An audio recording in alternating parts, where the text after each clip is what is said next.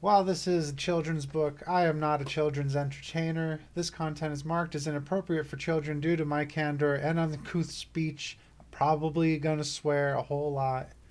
Some of the themes in the book have mild potential for abuse and may include themes of sexism, racism, or mischaracterizing of mental health and safety. The book is being presented in its original format to preserve the author's work, and discretion is advised. One of these buttons does the thing. Yay. Yeah. Thanks again for all your support. This is like the probably Shel Silverstein's most popular book. Well, except The Giving Tree is like more people know about The Giving Tree, I think. To be fair, I had this on tape. It was like it wasn't the whole book on tape. It was just a selection, but like that was my first exposure to Shel Silverstein. Um, I don't know what else to say about it, but because I had the tape, I know some of the melodies for these poems, and I might be able to interpret that during my reading as well. So, without further explanation, invitation. If you are a dreamer, come in. If you are a dreamer, a wisher, a liar, a hoper, a prayer, a magic bean buyer, if you're a pretender, come sit by my fire, for we have some flax golden tales to spin. Come in, come in. The acrobats. I'll swing by my ankles. She'll cling to your knees as you hang by your nose from a high up trapeze. But just one thing, please, as we throat through the breeze, don't sneeze. I like this drawing. Oh, there we go. It takes a minute for the camera to pick it up. I have a different lighting situation this time. Magic. Sandra's seen a leprechaun. Eddie touched a troll. Lori danced with witches once, and Charlie found some goblin's gold. Donald heard a mermaid sing, and Susie spied an elf. But all the magic I have known, I've had to make myself.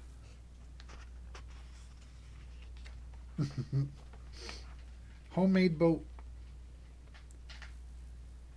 This boat that we just built is sorry, that is different.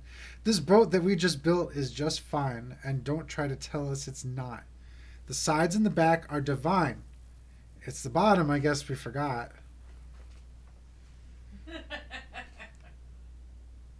Those sad, those sad kids.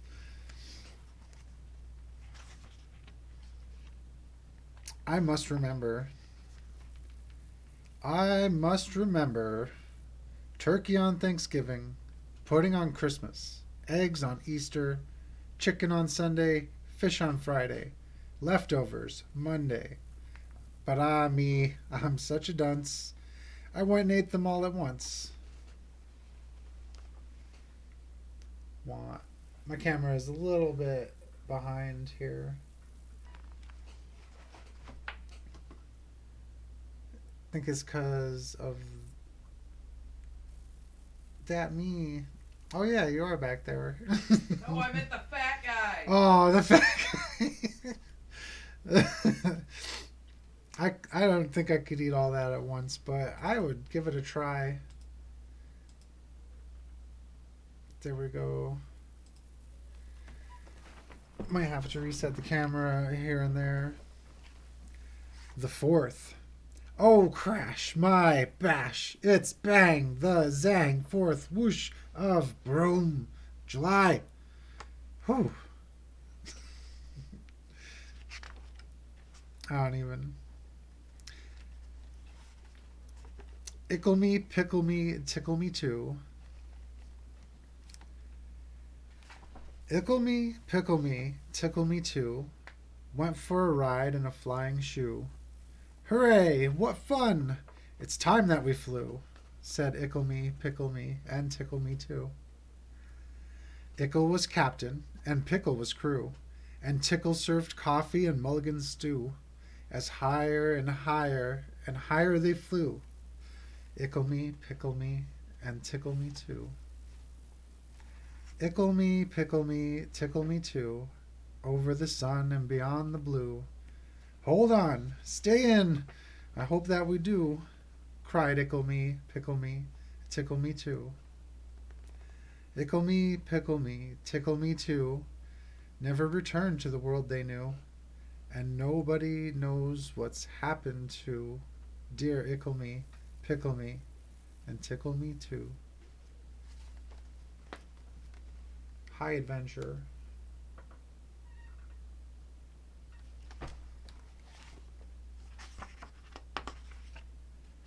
Captain Hook. Captain Hook must remember not to scratch his toes, and Captain Hook must watch out and never pick his nose. Oh. Captain Hook must be gentle when he shakes your hand. Captain Hook must be careful opening sardine cans and playing tag and pouring tea and turning pages of his book. Lots of folks I'm glad I ain't, but mostly Captain Hook. That is one of my absolute favorites. Hug o' War. I will not play at Tug o' War. I'd rather play at Hug o' War, where everyone hugs instead of tugs, where everyone giggles and rolls on the rug, where everyone kisses and everyone grins and everyone cuddles and everyone wins. Yee. Teeny drawing. You might be happy to know this one is not as dark as the last one. With that said, it's dark in here. I did not intend for that, but here we are. I'm writing these poems from inside a lion, and it's rather dark in here, so please excuse the handwriting, which may not be too clear. But this afternoon by the lion's cage, I'm afraid I got too near, and I'm writing these lines from inside a lion, and it's rather dark in here. War. Lion seems pleased. Very good lion. He has good taste in poets. Sorry. What are you sorry for? That horrible pun. Orchestra. So you haven't got a drum, just beat your belly. So I haven't got a horn, I'll play my nose. So we haven't got any cymbals, we'll just slap our hands together. And though there may be orchestras that sound a little better, with their fancy shiny instruments that cost an awful lot, hey, we're making music twice as good by playing what we've got. I like these guys. Like squinting, trying to see if it comes out right on the camera. Flag. 1 star is for Alaska. 1 star is for Nebraska. 1 star is North Dakota. 1 star is Minnesota. There are lots of other stars, but I forget which ones they are. Colors. My skin is a kind of sort of brownish, pinkish, yellowish white. My eyes are grayish, bluish green, but I'm told they look orange in the night. My hair is reddish, blondish, brown, but it's silver when it's wet. And all the colors I am inside have not been invented yet. This book, in fact, was invented before 256-bit colors. So, I don't know.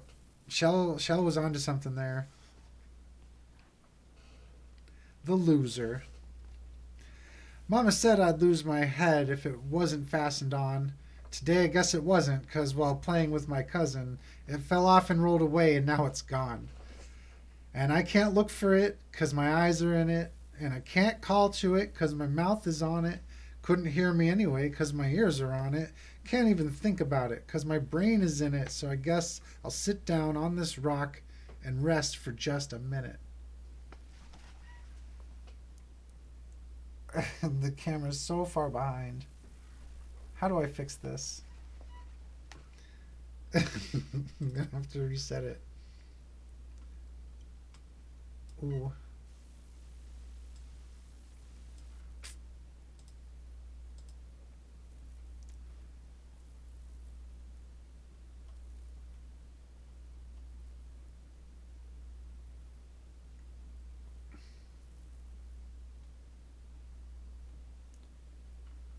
Interesting. If I drop it to 15 FPS, is that too bad? Actually, no. That looks a lot better. I might keep it on 15. It's not too bad. As long as it stays current. Joey took a stone and knocked down the sun. And whoosh, it swizzled down so hard and bloom, it bounced in his backyard and glunk, it landed on his toe. And the world was dark and the corn wouldn't grow and the wind wouldn't blow and the cock wouldn't crow. And it always was night, night, night. All because of a stone and Joe. That one's weird. I forgot about that.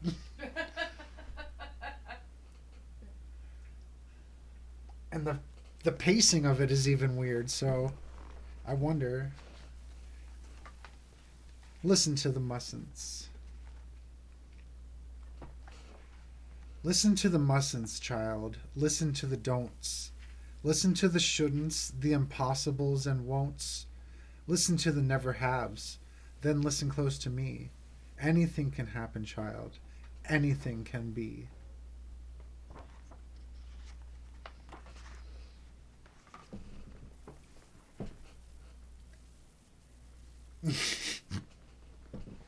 What's with the terror radius? That was when you said it was dark. Oh. I was upset. Aw. It's dark. Jimmy Jet and his TV set. I'll tell you the story of Jimmy Jet, and you know what I tell you is true. He loved to watch his TV set as almost as much as you. He watched all day, he watched all night, till he grew pale and lean, from the early show to the late, late show and all the shows between. He watched till his eyes were frozen wide, his bottom grew into his chair, and his chin turned into a tuning dial, and antenna grew out of his hair. And his brains turned into TV tubes, and his face to a TV screen, and two knobs saying vert and horiz grew where his ears had been. And he grew a plug that looked like a tail, so we plugged in little Jim, and now instead of him watching TV, we'll all sit around and watch him.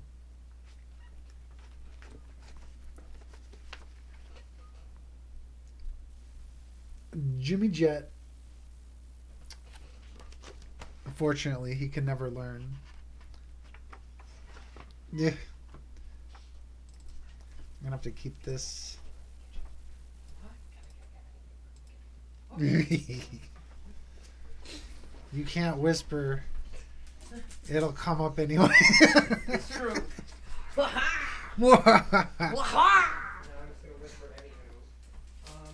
Early bird. Oh, if you're a bird, be an early bird and catch the worm for your breakfast plate. And if you're a bird, be an early, early bird. But if you're a worm, sleep late. The little bird. The drawings in this one are a little smaller. I might have to reduce this a little bit more. Whee! Because there's also seltzer too. I don't know how long it'll stay focused. That's my main camera too. It's gonna be like, it's gonna affect every screen I have now. Sky seasoning. A piece of sky broke off and fell through the crack in the ceiling, right into my soup. Kerplop. I really must state that I usually hate lentil soup, but I ate every drop. Delicious, delicious, a bit like plaster, but so delicious. Goodness sake, I could have eaten a lentil soup lake. It's amazing the difference a bit of sky can make.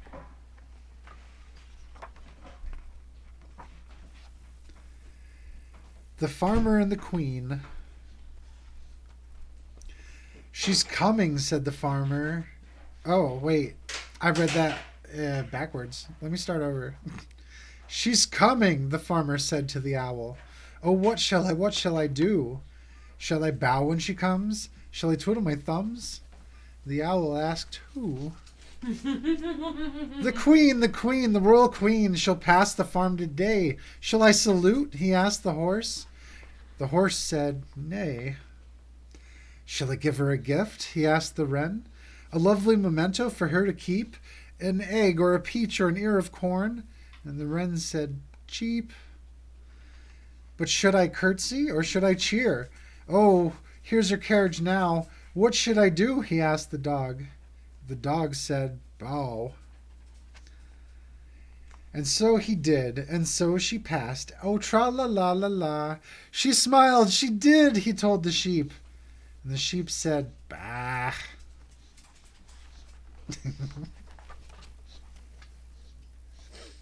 What? Which way do I tilt?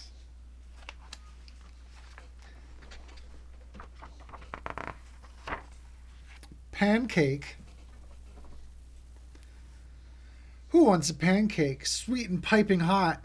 Good little Grace looks up and says, I'll take the one on top. Who else wants a pancake fresh off the griddle? Terrible Teresa smiles and said, I'll take that one in the middle. Want a pancake? It's a big stack. Smart. My dad gave me $1 bill, 'cause I'm his smartest son, and I swapped it out for 2 shiny quarters, 'cause 2 is more than 1. And then I took the quarters and traded them to Lou for 3 dimes. I guess he don't know that 3 is more than 2. Just then along came old Blind Bates, and just 'cause he can't see, he gave me 4 nickels for my 3 dimes, and 4 is more than 3. And I took the nickels to Hiram Combs down at the seed feed store, and the fool gave me 5 pennies for 'em, and 5 is more than 4. And then I went and showed my dad, and he got red in the cheeks and closed his eyes and shook his head. Too proud of me to speak. That is what I was talking about in the disclaimer, though. Not just that, but like, it's a little different to talk about blind people like that. But in the end, the kid gets bamboozled. Us. Me and him and me, we're always together, as you can see. I wish he'd leave so I'd be free. I'm getting a little bit tired of he. And he may be a bit bored with me. On movies and ladies, we cannot agree. I like to dance, he loves to ski. He likes the mountains, I love the sea. I like hot chocolate, and he wants his tea. I want to sleep, he has to pee. He's meaner and duller and fatter than me, but I guess there's worse things we could be. Instead of 2, we could be 3. Me and him and me.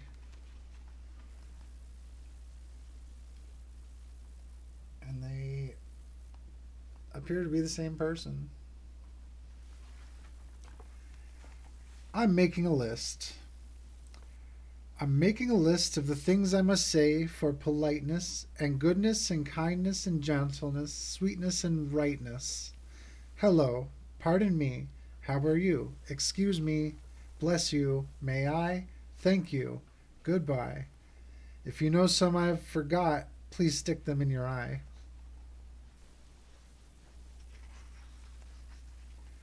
Me and my giant. I have a friend who is a giant, and he lives where the tall weeds grow. He's high as a mountain and wide as a barn, and I only come up to his toe, you know. I only come up to his toe. When the daylight grows dim, I talk with him, way down in the marshy sands, and his ear is too far away to hear, but still he understands. He stands. I know he understands. For we have a code called the Scratch Tap Code, and here's what we do. I scratch his toe. Once means hello, and twice means how are you.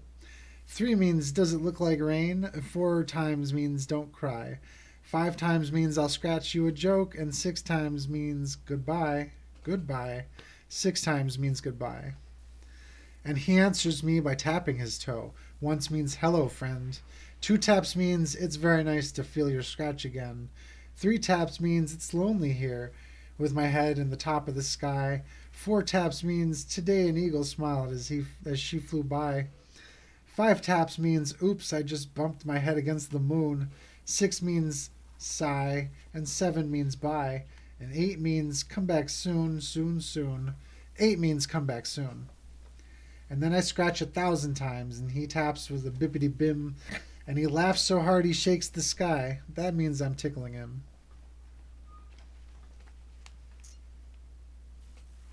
Whee! There's a tiny, tiny little person there. I'm moving my hands the wrong way. Teeny, teeny, tiny. Or rather, normal sized. Because the other person is giant.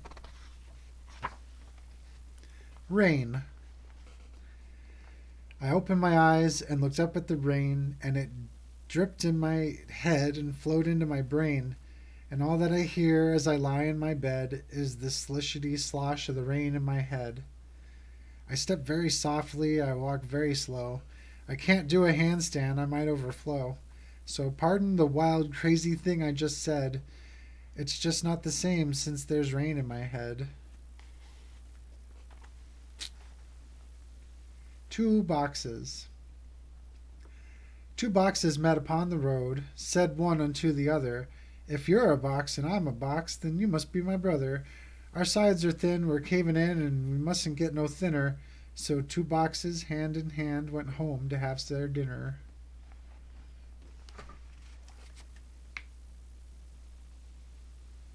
Those boxes, they must know each other.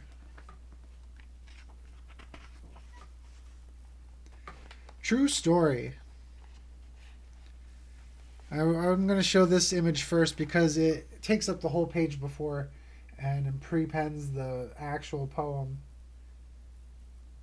That's the kind of context you need. This morning I jumped on my horse and went out for a ride, and some wild outlaws chased me and they shot me in my side. So I crawled into a wildcat's cave to find a place to hide, but some pirates found me sleeping there, and soon they had me tied to a pole and built a fire under me. I almost cried till a mermaid came and cut me loose and begged to be my bride. So I said I'd come back Wednesday, but I must admit I lied. Then I ran into a jungle swamp and I forgot my guide. And I stepped into some quicksand, and no matter how I tried, I couldn't get out until I met a water snake named Clyde, who pulled me to some cannibals who planned to have me fried. But an eagle came and swooped me up, and through the air we flied.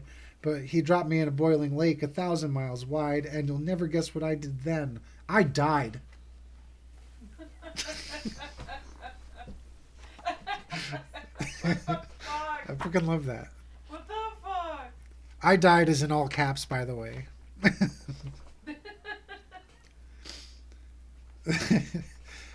Fuck. Oh, this is called boa constrictor. Oh, I'm being eaten by a boa constrictor. A boa constrictor. A boa constrictor. I'm being eaten by a boa constrictor, and I don't like it one bit. Well, what do you know? It's nibbling my toe. Oh, gee. It's up to my knee. Oh, my. It's up to my thigh. Oh, fiddle. It's up to my middle. Oh, heck. It's up to my neck. Oh, dread. It's up...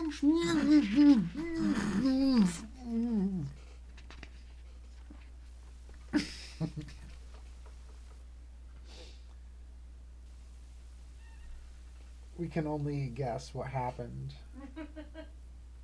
Oh, get that in there. Get over there.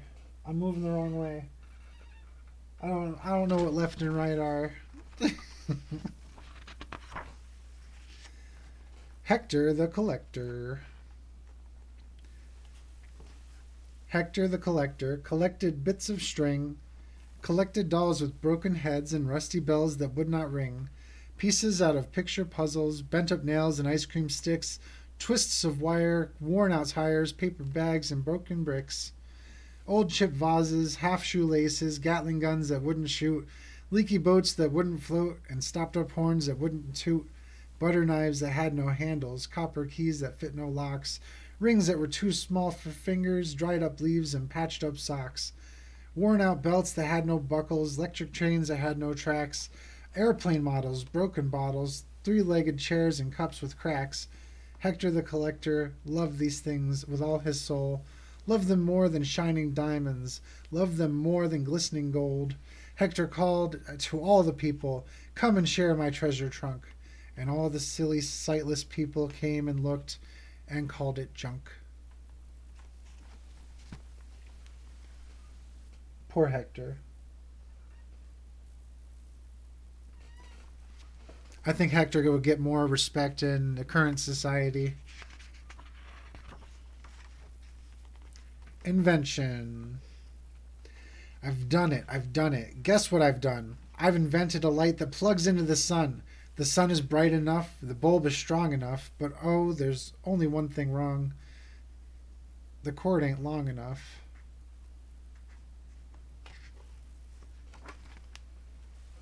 Not quite long enough. Maybe if she stretches. The Googies are coming. The Googies are coming, the old people say, to buy the little children and take them away. 50 cents for fat ones, 20 cents for lean ones, 15 cents for dirty ones, and 30 cents for clean ones, a nickel each for mean ones. The Googies are coming, and maybe tonight, to buy little children and lock them up tight. 80 cents for husky ones, quarter for the weak ones, penny each for noisy ones, $1 for the meek ones. 40 cents for happy ones, 11 cents for sad ones, and kiddies, when they come by, it won't do any good to cry. But just between yourself and I, they never buy the bad ones.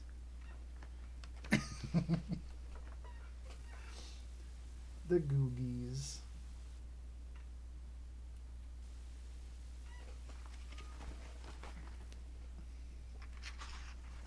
For sale.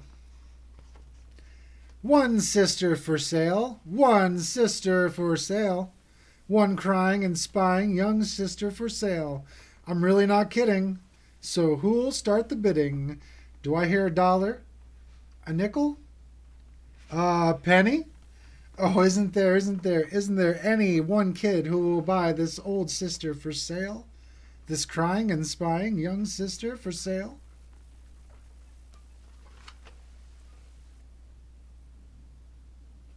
Today we know this man as an asshole, but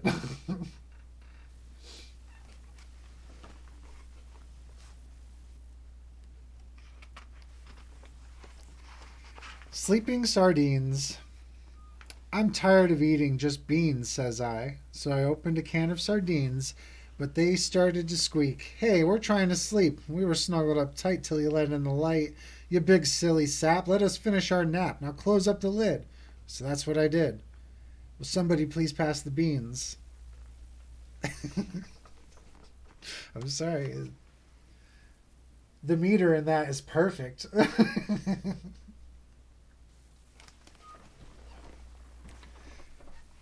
1 inch tall. If you were only 1 inch tall, you'd ride a worm to school. The teardrop of a crying ant would be your swimming pool. A crumb of cake would be a feast, and last you 7 days at least. A flea would be a frightening beast if you were 1 inch tall. If you were only 1 inch tall, you'd walk beneath the door, and it would take about a month to get down to the store. A bit of fluff would be your bed. You'd swing upon a spider's thread and wear a thimble on your head if you were 1 inch tall. You'd surf across the kitchen sink upon a stick of gum. You couldn't hug your mama, you'd just have to hug her thumb. You'd run from people's feet in fright. To move a pen would take all night. This poem took 14 years to write, 'cause I'm just 1 inch tall.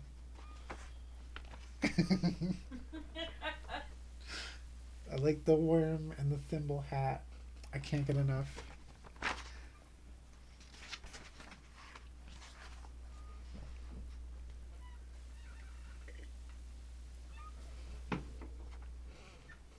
Enter this deserted house. But please walk softly as you do. Frogs dwell here, and crickets too. Ain't no ceiling, only blue. Jays dwell here, and sunbeams too. Floors are flowers, take a few. Ferns grow here, and daisies too.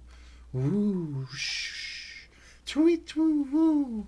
Bats dwell here, and hoot owls too. Ha ha ha ha, hee hee hee, woo, woo. Gnomes dwell here, and goblins too. And my child, I thought you knew. I dwell here, and so do you.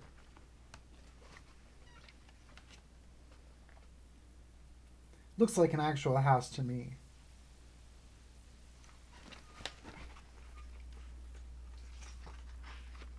Sick.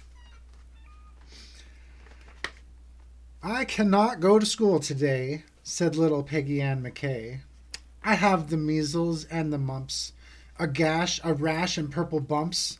My mouth is wet, my throat is dry. I'm going blind in my right eye. My tonsils are as big as rocks. I've counted 16 chicken pox, and there's one more. That's 17. Don't you think my face looks green? My leg is cut. My eyes are blue. It might be instamatic flu. I cough and sneeze and gasp and choke. I'm sure that my left leg is broke. My hip hurts when I move my chin. My belly button's caving in. My back is wrenched. My ankle's sprained. My appendix pains each time it rains. My nose is cold. My teeth are numb. I have a sliver in my thumb. My neck is stiff. My voice is weak. I hardly whisper when I speak. My tongue is filling up my mouth. I think my hair is falling out. My elbow's bent. My spine ain't straight. My temperature is 108. My brain is shrunk. I cannot hear. There's a hole inside my ear. I have a hangnail, and my heart is... What? What's that? What's that you say? You say today is Saturday? Goodbye. I'm going out to play.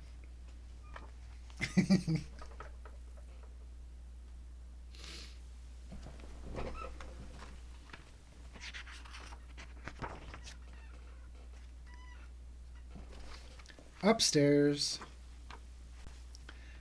There's a family of wrens who live upstairs, upstairs, upstairs, upstairs.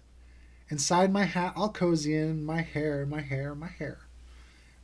I've moved a dozen times and still, there, there, there, there, there, there. I'd like to get away from them, but where, but where, but where? This hat just isn't big enough to share, to share, to share. But now I see you're bored and you don't care, don't care, don't care about the wrens who live inside my hair, my hair, my hair. Wrens. Get a little... somehow. Just so you can see all the wrens.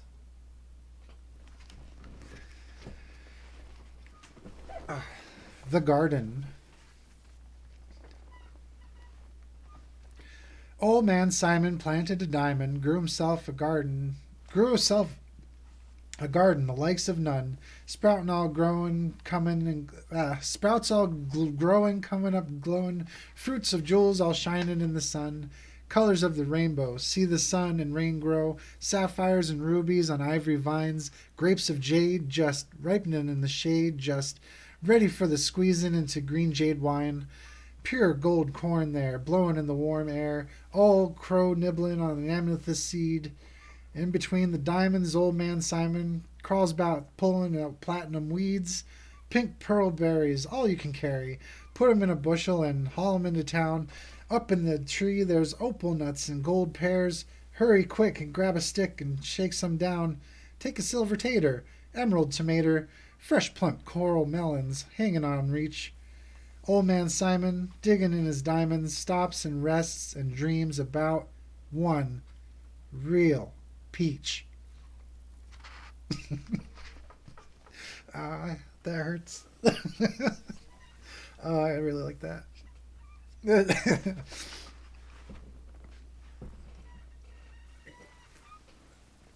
Oh.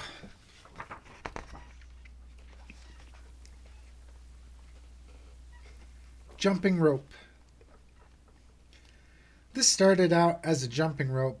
You probably think that I'm a dope, and this started out as a jumping rope, and now I fear there is no hope.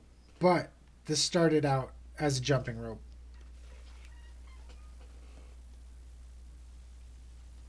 I swear, it started as a jumping rope. Who can kick a football from here out to Afghanistan? I can. Who fought tigers in the street while all the policemen ran and hid? I did. Who will fly and have x-ray eyes and be known as the man no bullet can kill? I will. Who can sit and tell lies all night? I might.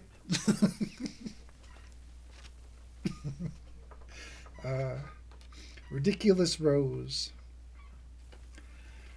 Her mama said, "Don't eat with your fingers." Okay, said Ridiculous Rose. So, she ate with her toes.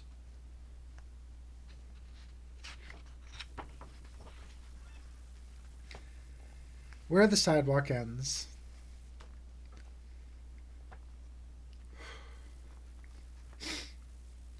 There is a place where the sidewalk ends, and before the streets begin. Before the street begins.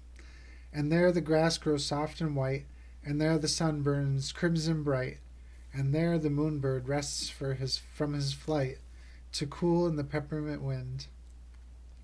Let us leave this place where the smoke blows black, and the dark street winds and bends.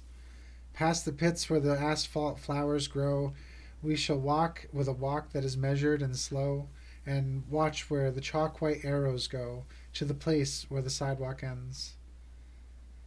Yes, we'll walk with a walk that is measured and slow, and we'll go to where the chalk-white arrows go. For the children they mark, and the children they know the place where the sidewalk ends. There's no drawing on that page, but the cover of the book has always had the same art. This is the original cover. I don't know why I'm showing it. It's right on the screen there, but still. Snowman. 'Twas the first day of the springtime, and the snowman stood alone, as the winter snows were melting, and the pine trees seemed to groan. Ah, you poor sad smiling snowman, you'll be melting by and by.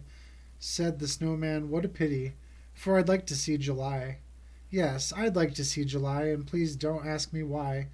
But I'd like to, yes, I'd like to. Oh, I'd like to see July. Chirped a robin just arriving. Seasons come and seasons go, and the greatest ice must crumble when its flowers time to grow. And as one thing is beginning, so another thing must die, and there's never been a snowman who has ever seen July. No, they never see July, no matter how they try. No, they never, ever, never see July. But the snowman sniffed his carrot nose and said, at least I'll try. And he bravely smiled his frosty smile and blinked his coal-black eye, and there he stood and faced the sun a-blazing from the sky. And I really cannot tell you if he ever saw July. Did he ever see July? You can guess as well as I if he ever saw July.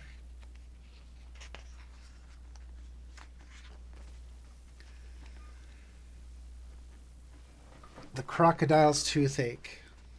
I think about this poem once a week. I don't kid you. I actually do think about this poem weekly for my entire life. I'll pay attention. The crocodile went to the dentist and sat down in the chair, and the dentist said, now tell me, sir, why does it hurt and where? And the crocodile said, I'll tell you the truth. I have a terrible, terrible ache in my tooth. And he opened his jaws so wide, that the dentist, he climbed right inside, and the dentist laughed. Oh, isn't this fun? As he pulled the teeth out one by one. And the crocodile cried, You're hurting me so. Please put down your pliers and let me go. But the dentist just laughed with a ho, ho, ho, and he said, I still have 12 to go. Oops, that's the wrong one, I confess, but what's one crocodile tooth, more or less? And then suddenly the jaws went snap, and the dentist was gone, right off the map. And where he went, one could only guess. To north or south or east or west. He left no forwarding address.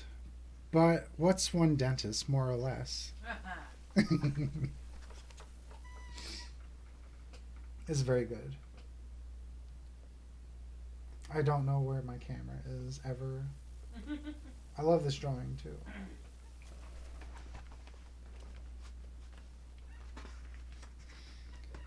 Thumbs. Oh, this is the one I quoted last time from memory.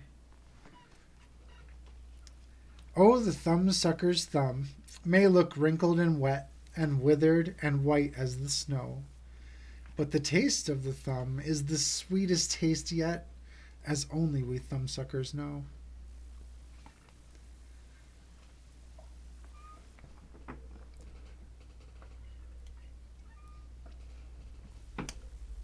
Wild boar. If you tell me the wild boar has 20 teeth, I'll say, well, sure. Or say that he has 33, that number's quite all right with me. Or scream that he has 99. I'll never say that you were lying, for the number of teeth in a wild boar's mouth is a subject I'm glad I know nothing about. He drew a picture of a boar, though, with an inordinate number of teeth. Who knows? Lester. Lester was given a magic wish by the goblin who lives in the banyan tree, and with his wish he wished for 2 more wishes. So now instead of just 1 wish, he cleverly had 3.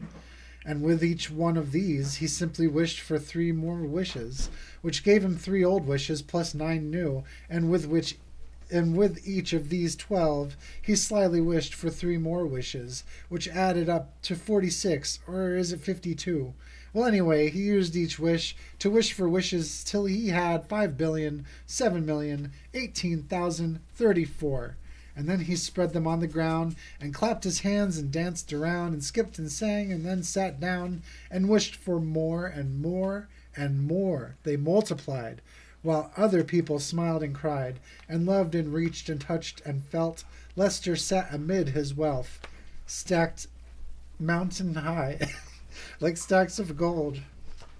Sat and counted and grew old. And then one Thursday night they found him, dead with his wishes piled around him. They counted the lot and found that not a single one was missing, all shiny and new. Here, take a few, and think of Lester as you do. In a world of apples and kisses and shoes, he wasted his wishes on wishing. Sarah Cynthia Sylvia Stout would not take the garbage out. Sarah Cynthia Sylvia Stout would not take the garbage out. She'd scour the pots and scrape the pans, candy the yams, and spice the hams, and though her daddy would scream and shout, she simply would not take the garbage out. And so it piled up to the ceilings, coffee grounds, potato peelings, brown bananas, rotten peas, chunks of sour cottage cheese. It filled the can, it covered the floor, it cracked the window and blocked the door with bacon rinds and chicken bones, drippy ends of ice cream cones, prune pitch, peach pitch, orange peel, gloppy glumps of cold oatmeal, pizza crusts and withered greens, soggy beans and tangerines, crusts of black burned buttered toast, gristly bits of beefy roasts. The garbage rolled on down the hall. It raised the roof. It broke the wall. greasy napkins, cookie crumbs, globs of gooey bubble gum, cellophane from green bologna, rubbery, blubbery macaroni, peanut butter, caked and dry, curdled milk and crusts of pie, moldy melons, dried up custard, eggshells mixed with lemon, dried up mustard, sorry, eggshells mixed with lemon custard, cold French fries and rancid meat, yellow lumps of cream of wheat. At last, the garbage reached so high that finally it touched the sky, and all the neighbors moved away, and none of her friends would come to play. And finally, Sarah Cynthia Stout said, "Okay, I'll take the garbage out." But then, of course, it was too late. The garbage reached across the state, from New York to the Golden Gate, and there, in the garbage she did hate, poor Sarah met an awful fate. And I cannot right now relate, because the hour is much too late. But children, remember Sarah Stout, and always take the garbage out.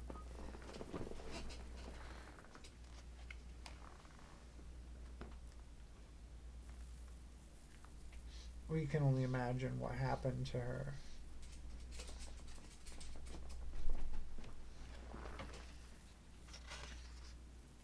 Drats. Can anyone lend me 2 80-pound rats? I want to rid my house of cats. It wouldn't work, though. They would just become friends. I know from experience. Hat. Teddy said it was a hat, so I put it on. Now my dad is saying, where the heck's the toilet plunger's gone? My rules. If you want to marry me, here's what you'll have to do. You must learn how to make a perfect chicken dumpling stew. And you must sew my holy socks, and soothe my troubled mind, and develop a knack for scratching my back, and keep my shoes spotlessly shined. And while I rest, you must rake up the leaves, and when it's hailing and snowing, you must shovel the walk, and be still when I talk. And hey, where are you going? Hashtag fuck misogyny. Oh, have you heard? Oh, have you heard? It's time for vaccinations. I think someone put salt in your tea. They're giving us 11-month vacations, and Florida has sunk into the sea. Oh, have you heard the president has measles? The principal has just burned down the school. Your hair is full of ants and purple weasels. April Fool.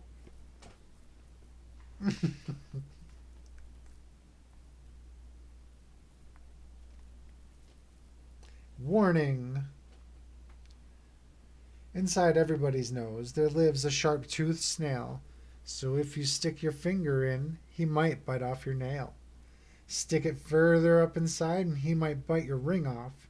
Stick it all the way and he might bite the whole darn thing off.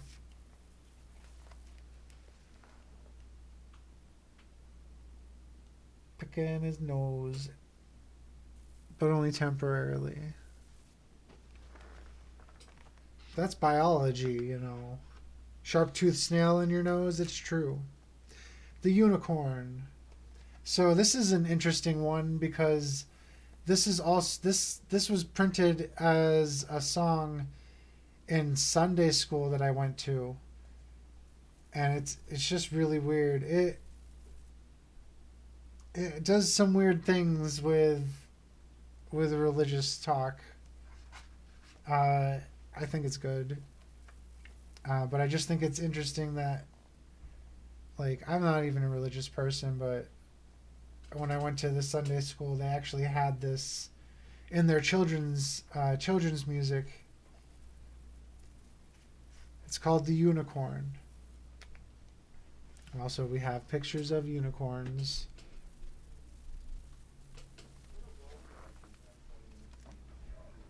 A long time ago when the earth was green and there was more kinds of animals than you've ever seen, and they run around free while the world was being born, and the loveliest of all was the unicorn. There was green alligators and long-necked geese. There's humpy bumpy camels and chimpanzees. There was cats and rats and elephants, but sure as you're born, the loveliest of all was the unicorn. But the Lord seen some sinning and it caused him pain. He says, stand back, I'm going to make it rain. He says, hey, brother Noah, I'll tell you what you do. Go and build me a floating zoo. And you take 2 alligators and a couple of geese, 2 humpy bumpy camels and 2 chimpanzees. Take 2 cats and rats and elephants, but sure as you're born, Noah, don't you forget my unicorn. Now Noah was there, and he answered the call, and he answered the callin', and he finished up the ark just as the rain started fallin'. He marched in the animals 2 by 2, and he called out as they went through. Hey Lord, I got your 2 alligators and your couple of geese, your humpy bumpy camels and your 2 chimpanzees. Got your cats and rats and elephants, but Lord, I'm so forlorn, 'cause I just don't see no unicorn. Old Noah looked out through the driving rain, but the unicorns were hiding, playing silly games. They were kicking and splashing in the misty morn. Oh, them silly unicorn. Then the goat started goatin' and the snake started snaking. The elephant started elephanting and the boat started shaking. The mouse started squeaking and the lion started roaring. And everybody aboard but the unicorn. I mean the green alligators and the long-necked geese, the humpy bumpy camels and the chimpanzees. Noah cried, close the door, 'cause the rains is pouring, and we just can't wait for them unicorn. Then the ark started moving, and it drifted to the tide, and the unicorns looked up from the rock and cried, and the water come up and sort of floated them away, and that's why you've never seen a unicorn today. You'll see a lot of alligators and a whole mess of geese. You'll see humpy bumpy camels and lots of chimpanzees. You'll see cats and rats and elephants, but sure as you're born, you're never gonna see no unicorn. You're a unicorn. Woo. And it's interesting. I think that there's the same song in the children's choir book, like without any changes to it too. So I don't know. It's an interesting little story. And there is music to it, and it was playing in my head the entire time I was reading that. You're It a was cutie. interesting. Treehouse. A treehouse, a secret you and me house, a high up in the leafy branches, cozy as can be house. A street house, a neat house. Be sure to wipe your feet house is not my kind of house at all. Let's go live in a treehouse. I had a treehouse for a while. It did not last too long. The Flying Festoon. And here, I'll show the Flying Festoon first, because we need the context. They're festooning it. Oh, I'm going to ride on the flying festoon. I'll jump on his back and I'll whistle a tune, and we'll fly to the outermost tip of the moon, the flying festoon and I. I'm taking a sandwich, a ball, and a prune, and we're leaving this evening precisely at noon, for I'm going to fly with the flying festoon just as soon as he learns how to fly.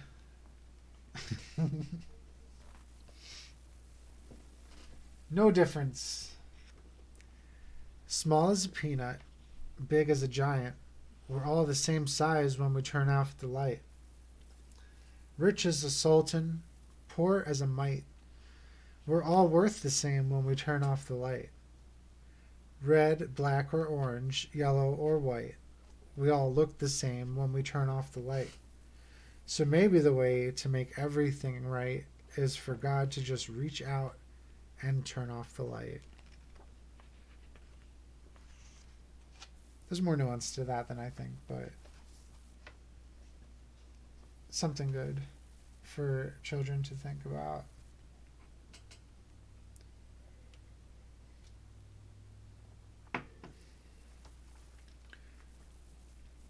Invisible Boy. And here we see the invisible boy in his lovely invisible house, feeding a piece of invisible cheese to a little invisible mouse. And oh, what a beautiful picture to see. Will you draw an invisible picture for me? Proud of you. Oh, thank you. Tight hat. I tried to tip my hat to Miss McGaffrey. I never should have put it on so tight, 'cause it wouldn't come off my head and my neck got stretched instead. That's what you get for trying to be polite. And there he is. And on the other side, I guess your left, is the invisible picture of the invisible boy. And catch the camera up.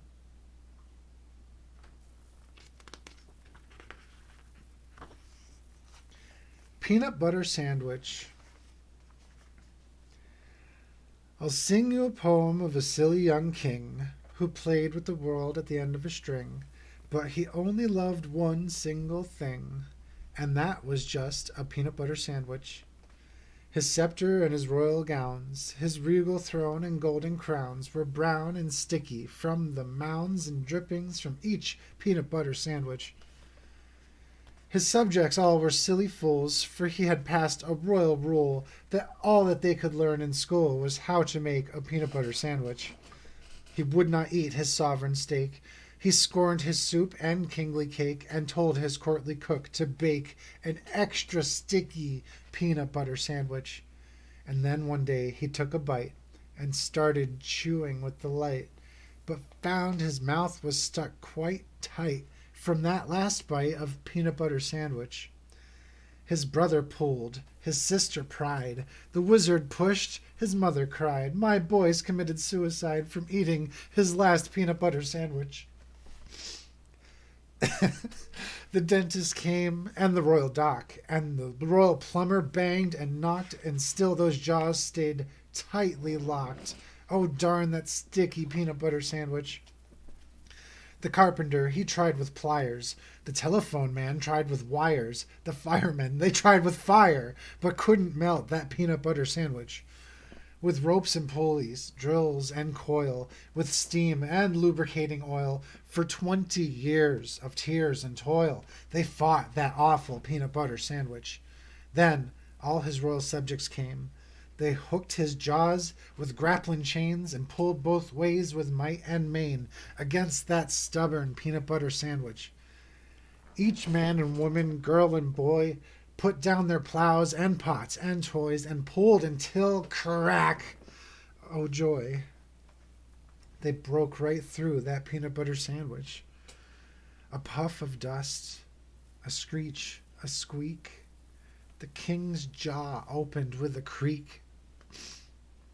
And then, in a voice so faint and weak, the first words that they heard him speak were, how about a peanut butter sandwich? It was just trying to get through that. Knowing how it ends is like racking my nerves. And then we have the peanut butter sandwich. And there's also a drawing of the king. You can tell all he cares about is the peanut butter sandwich.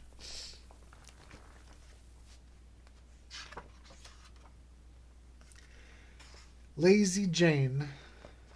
Lazy, lazy, lazy, lazy, lazy, lazy Jane.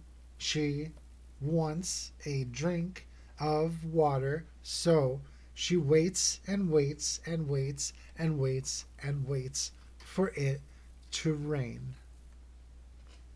And I'd shown it briefly, but this Lazy Jane.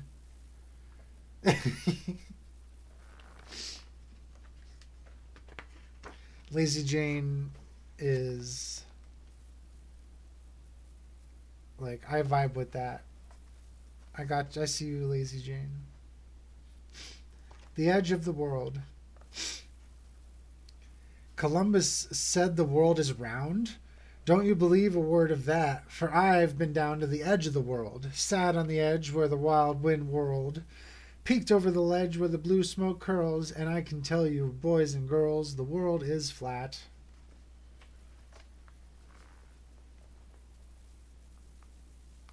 That's also on the cover of the book, but missing is the boy that was drawn in.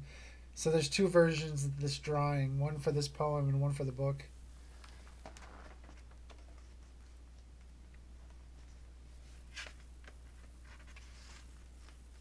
Santa and the Reindeer. This is the hour, said Santa Claus. The bells ring merrily. Then on his back he slung his pack, and into the sleigh climbed he. On Dancer, on Prancer, on Donner and Blitzen, on Comet and Cupid, cried he. And all the reindeers leapt but one, and that one stood silently. He had pulled the sleigh for 1,000 years, and never a word spoke he. Now he stood in the snow, and he whispered low, "Oh, what do you have for me?" "I have games and toys for the girls and boys," said Santa cheerily. The reindeer stood as if made of wood. "But what do you have for me?" "The socks are hung, the bells are rung," cried Santa desperately. The reindeer winked at a falling star. "But what do you have for me?" Then Santa reached into his beard, and he found a tiny flea, and he put it into the reindeer's ear, and the reindeer said, "For me? Oh, gee!" And into the blue away they flew with the flea. And the moral of this Yuletide tale, you know as well as me. Just in case folks don't know, it's workers' rights.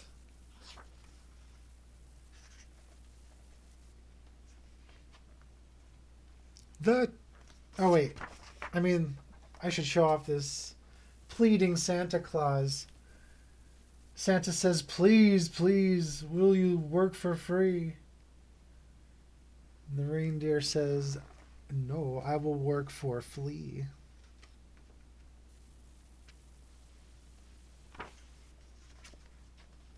The Toucan. Tell me who can catch a toucan? Lou can. Just how few can ride the toucan? Toucan. What kind of goo can stick you to the toucan? Glue can. Who can write some more about the toucan? You can. The planet of Mars. On the planet of Mars, they have clothes just like ours, and they have the same shoes and same laces, and they have the same charms and same graces, and they have the same heads and the same faces, but not in the very same places.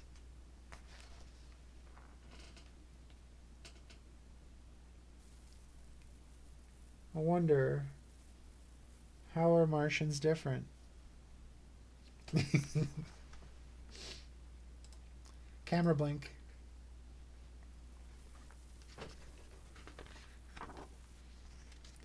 Love. Ricky was L, but he's home with the flu. Lizzie, our O, had some homework to do. Mitchell, E, probably got lost on the way. So I'm all of love that could make it today.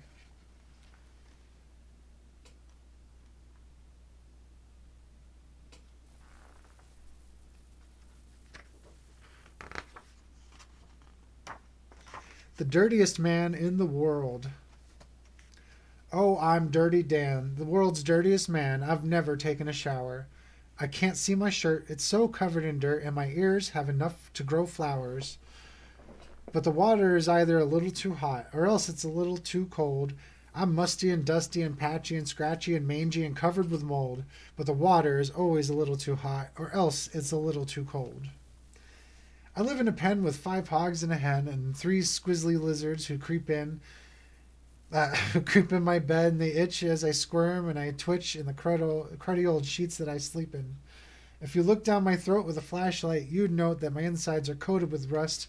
I creak when I walk and I squeak when I talk, and each time I sneeze, I blow dust. The thought of a towel and some soap makes me howl, and when people have something to tell me, they don't come and tell me, they stand back and yell it. I think they're afraid they might smell me. The bedbugs that leap on me sing me to sleep, and the garbage flies buzz me awake. They're the best friends I've found, and I fear they might drown, so I never go too near a lake. Each evening I sit nine. Each evening at 9, I sit down to dine with the termites who live in my chair, and I joke with the bats, have intimate chats with the cooties who crawl through my hair. I'd brighten my life if I just found a wife, but I fear that it never will be until I can find a girl gentle and kind with a beautiful face and a sensitive mind, who sparkles and twinkles and glistens and shines, and who's almost as dirty as me. Still, I think he's living his best life. He says he's happy. He's got friends.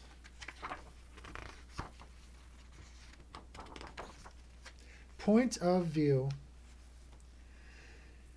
Thanksgiving dinners sad and thankless. Christmas dinners dark and blue when you stop and try to see it from the turkey's point of view. Sunday dinner isn't sunny. Easter feasts are just bad luck when you see it from the viewpoint of a chicken or a duck. Oh, how I once loved tuna salad, pork and lobsters, lamb chops too, till I stopped and looked at dinner from the dinner's point of view.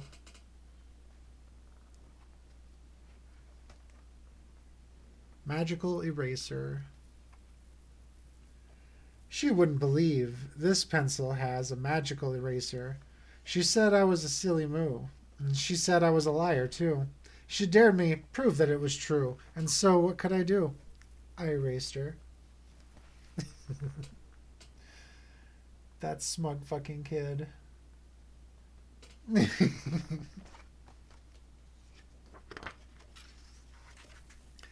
Spaghetti.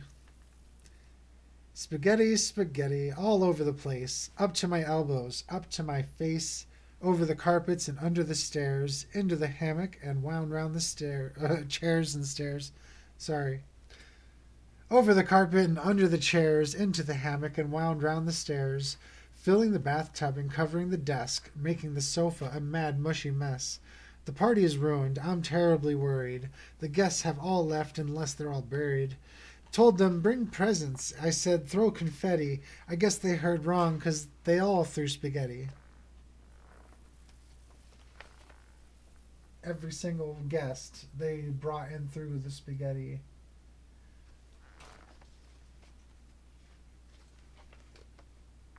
I don't know if that came out.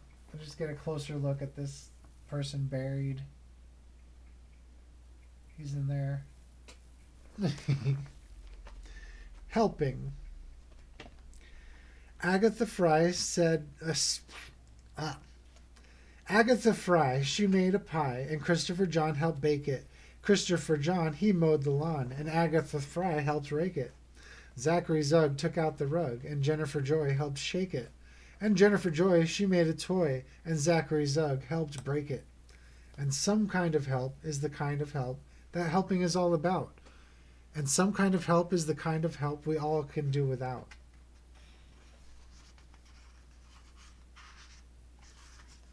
If I had a brontosaurus,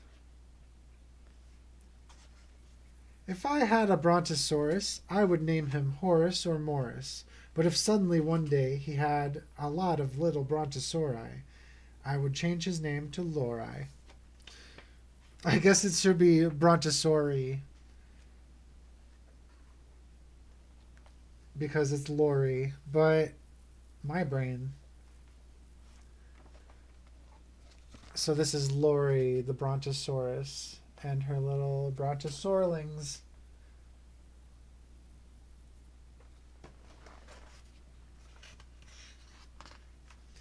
Benjamin Bun. That's bun with 3 N's.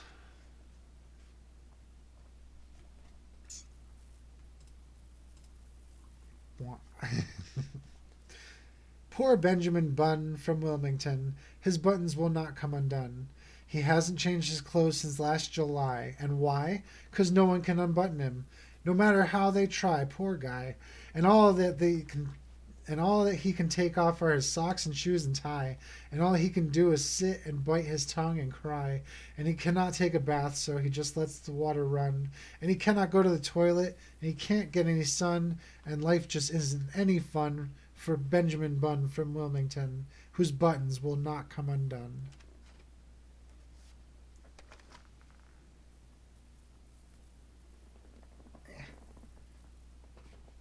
Poor Benji. The Battle. Would you like to hear of a terrible night when I bravely fought the... No? Alright.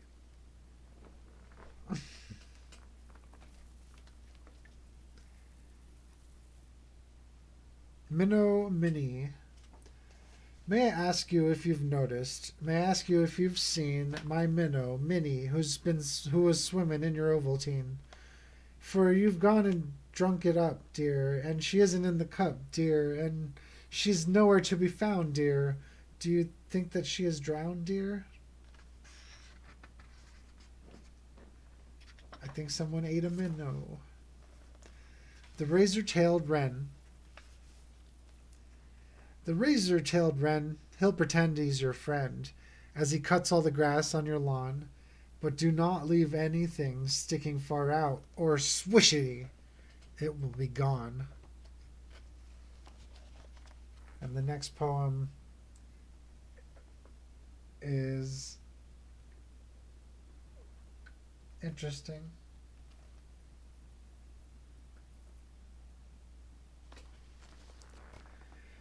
Please do not make fun of me, and please don't laugh. It isn't easy to write a poem on the neck of a running giraffe.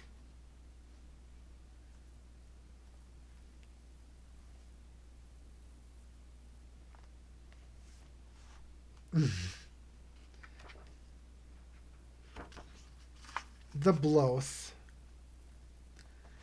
In the undergrowth there dwells a Bloath who feeds upon poets and tea, and luckily I know this about him, while he knows almost nothing of me.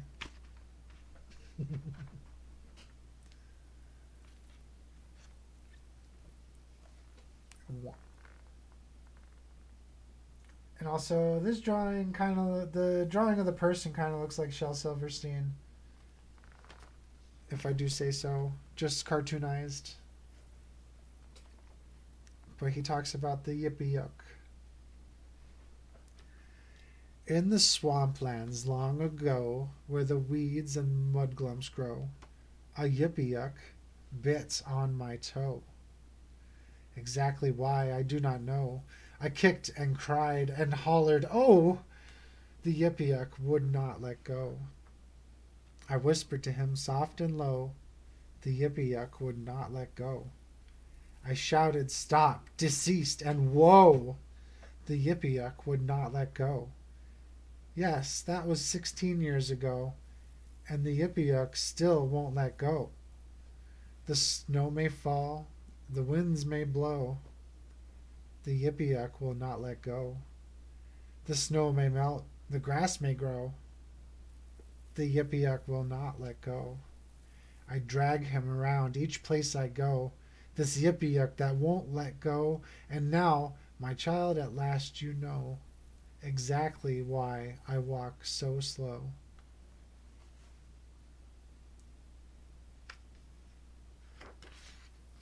On the cassette recording, there's actually an outro to that poem of just the sound of him walking away with a wet slap on one of his feet. What's in the sack? What's in the sack? What's in the sack? Is it some mushrooms, or is it the moon? Is it love letters, or downy goose feathers, or maybe the world's most enormous balloon? What's in the sack? That's all they ask me. Could it be popcorn, or marbles, or books? Is it 2 years' worth of your dirty laundry, or the biggest old meatball that's ever been cooked? Does anybody ask me, hey, when's your birthday? Can you play Monopoly? Do you like beans? What is the capital of Yugoslavia? Or who embroidered that rose on your jeans? No, what's in the sack? That's all they care about. Is it a rock or a rolled up giraffe? Is it pickles or nickels or busted bicycles? And if we guess it, will you give us half? Do they ask where I've been or how long I'll be staying? Where I'll be going or when I'll be back? Or how do? Or what's new? Or hey, why are you so blue? No, all they keep asking is what's in the sack? What's in the sack? I'm blowing my stack at the next one who asks me what's in the sack. What? Oh no, not you too.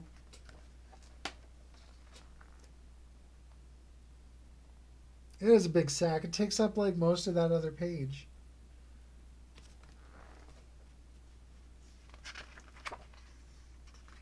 Won't you? Barbara's eyes are blue as azure, but she is in love with Freddie. Karen's sweet, but Harry has her. Gentle Jane is going steady. Carol hates me, so does May. Abigail will not be mine.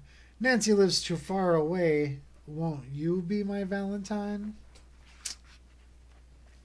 I'd say no. Alice. She drank from a bottle called Drink Me, and up she grew so tall. She ate from a plate called Taste Me, and down she shrank so small. And so she changed while other folks never tried nothing at all.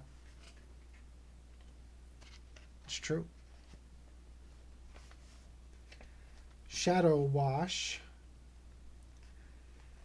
I've never washed my shadow out, and all the time I've had it. It was absolutely filthy, I suppose, and so today I peeled it off the wall where it was leaning and stuck it in the wash tub with the clothes. I put in soap and bleach and stuff. I let it soak for hours, wrung it out and hung it out to dry, and whoever would have thunk that it would have gone and shrunk, for now it's so much littler than I.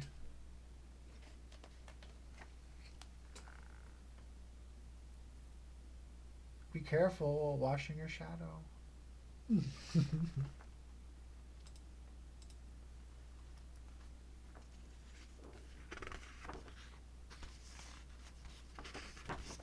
Recipe for a hippopotamus sandwich. A hippo sandwich is easy to make. All you do is simply take a slice of bread, one slice of cake, some mayonnaise, one onion ring, one hippopotamus, one piece of string. A dash of pepper, that ought to do it. Now comes the problem. Biting into it.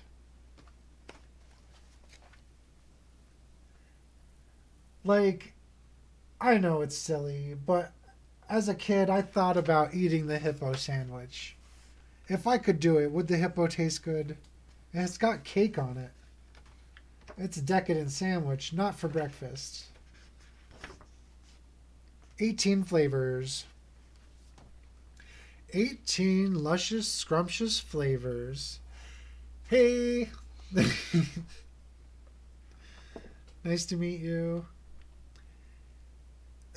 18 luscious, scrumptious flavors. Chocolate, lime, and cherry. Coffee, pumpkin, fudge banana, caramel cream and boysenberry, rocky road and toasted almond, butterscotch, vanilla dip, butter brickle, apple ripple, coconut and mocha chip, brandy peach and lemon custard, each scoop lovely, smooth and round, tallest ice cream cone in town, lying there on the ground. I am having a wonderful day. Thank you, Doxy Brooks. Thank you for joining me tonight. Hope your day is lovely as well. Poor Angus. Oh, what do you do, poor Angus, when hunger makes you cry? I'll fix myself an omelet, sir, or fluffy clouds and sky. Oh, what do you wear, poor Angus, when the wind blows down the hills? I sew myself a warm cloak, sir, of hope and daffodils. Oh, who do you love, poor Angus, when Catherine's left the moor? Ah, then, sir, then's my only time I'm feeling I'm really poor. It's just a shot of his head, really, but I don't know. I understood poor Angus a lot better in my young adult life, I think. Now I realize I'm middle-aged. Holy shit. Right. I'm glad. I love this book myself. I'm glad you're out of work. I hope you can relax. And, like, honestly, this is like, I don't know, like, one of my favorite books, 100%.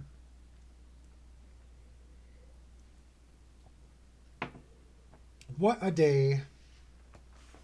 What a day, oh what a day. My baby brother ran away. Now my tuba will not play. I'm 8 years old and turning gray. Oh what a day. Oh what a day.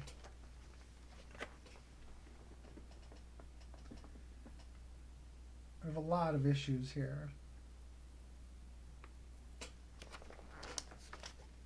Ma and God. God gave us fingers. And Ma says, use your fork. God gave us voices. And Ma says, don't scream. Ma says broccoli. Ma says eat broccoli, cereal, and carrots. But God gave us tasties for maple ice cream. God gave us fingers. Ma says, use your hanky. And God gave us puddles. Ma says, don't splash. Ma says, be quiet, your father's sleeping. But God gave us garbage can covers to crash. God gave us fingers. Ma says, put your gloves on. God gave us raindrops. Ma says, don't get wet. Ma says, be careful and don't get too near those strange, lovely dogs that God gave us to pet. God gave us fingers. And Ma says, go wash 'em. But God gave us coal bins and nice dirty bodies. And I ain't too smart, but there's one thing for certain. Either Ma's wrong or else God is. That is pretty pertinent.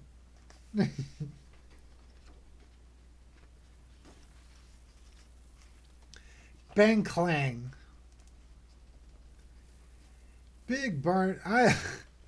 I'm Big Barney Zang of the Railroad Gang. Maybe both, yeah, right? I'm Big Barney Zang of the Railroad Gang. My partner is Charlie O'Flynn, and I hold the nails for the big steel rails, and Charlie, he hammers 'em in. And most of the time, he does just fine. But now and again, he fails. Maybe tomorrow I'll hammer 'em in, and I'll let Charlie hold the nails.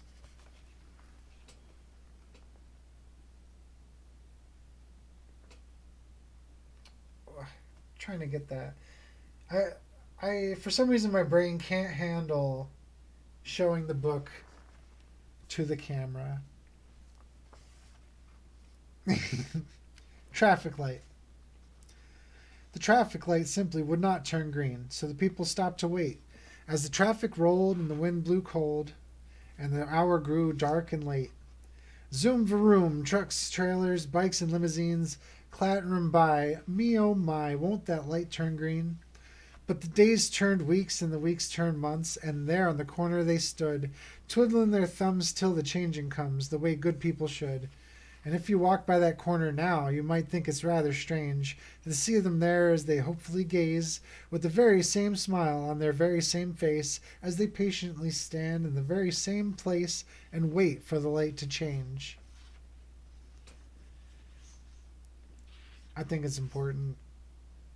Take initiative. Also, I think there's a law in my state where if you get stuck at the light for a very long time, you can treat it as a stop sign.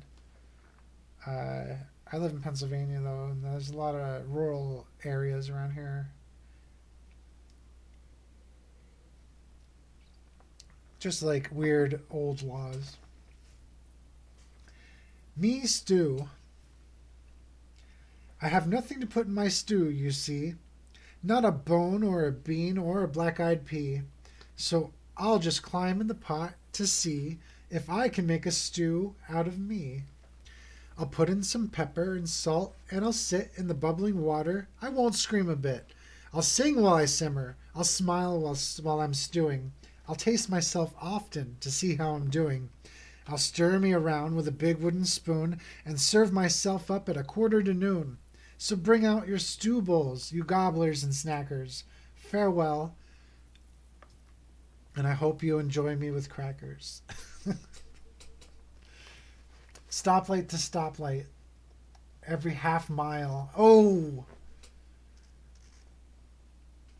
That's craziness. Although Texas has a lot of flat land too. This area is mountainous. So maybe maybe that's the difference.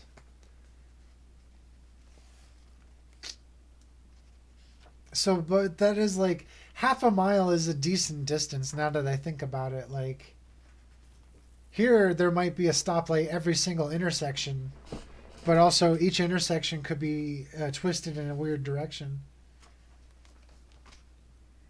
Double-tailed dog. Would you like to buy a dog with a tail at either end? He is quite the strangest dog there is in town. Though he's not too good at knowing just exactly where he's going, he's very, very good at sitting down. He doesn't have a place to put a collar, and I'll admit it's rather hard to lead him, and he cannot hear you call, for he has no ears at all, but it doesn't cost a single cent to feed him. He cannot bite, he'll never bark or growl. Just scratch him on his tails, he'll find it pleasing. But you'll have to take him out for twice as many walks, and I'll bet that you can quickly guess the reason.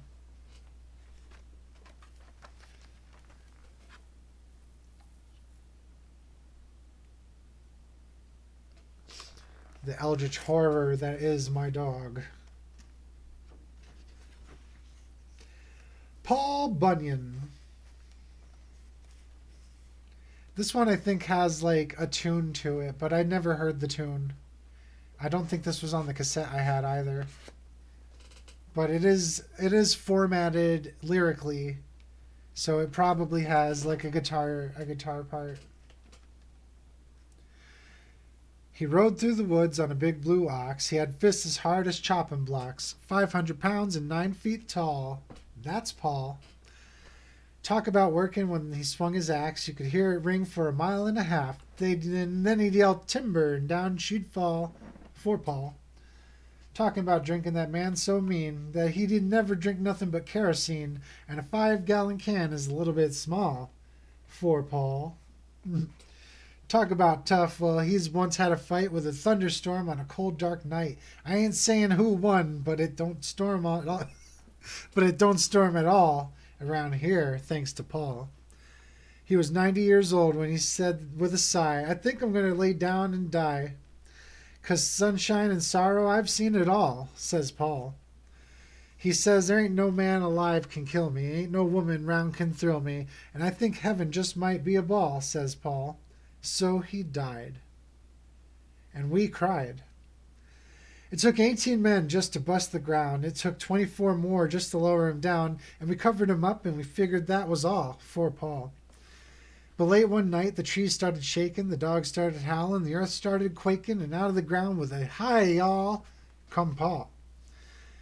He shook the dirt from off his clothes and scratched his butt and wiped his nose. You know, being dead wasn't no fun at all, says Paul. He says up in heaven they got harps on their knees, they got clouds and wings, but they got no trees. I don't think that's much of a heaven at all, says Paul. So he jumps on his ox with a fare thee well. He says, I'll find out if there's trees in hell. And he rode away, and that was all we ever seen of Paul. But the next time you hear a timber yell, and the sound it sounds like it's coming from the pits of hell, then a weird and devilish ghostly wail like somebody chopping on the devil's tail, and then a shout and a call, a crash, a fall, that ain't no mortal man at all. That's Paul. And he died, and we cried. Yeah, it's actually completely separated from the rest of the poem because it's a complete break in the music. And the rest of the poem is like, oh, over here is about what the people did after Paul died. And I just like that he's not afraid to say it as it is. Paul goes to hell because heaven wasn't fun enough. And I especially like this because it's like Paul Bunyan's stories are kind of like crude and weird, and this one is more modern, but modern is like what, the 1970s? So modern then, they could probably do another one, bringing Paul Bunyan closer to the spirit of American people rather than the spirit of Americanism, if that makes sense. Not judging. Dancing Pants. And now for the dancing pants, doing their fabulous dance. From the seat to the pleat, they will bounce to the beat with no legs inside 'em and no feet beneath. They'll whirl and twirl and jiggle and prance. So just start the music and give 'em a chance. Let's have a big hand for the wonderful, marvelous, super sensational, utterly fabulous, talented dancing pants. It does make sense. I'm glad. I won't hatch. Oh, I'm a chickie who lives in an egg, but I will not hatch, I will not hatch. The hens they all cackle and the roosters all beg, but I will not hatch, I will not hatch. For I hear all the talk of pollution and war as the people all shout and the airplanes roar. So I'm staying in here where it's safe and it's warm, and I will not hatch. Interesting. The dancing pants and the chick that won't hatch.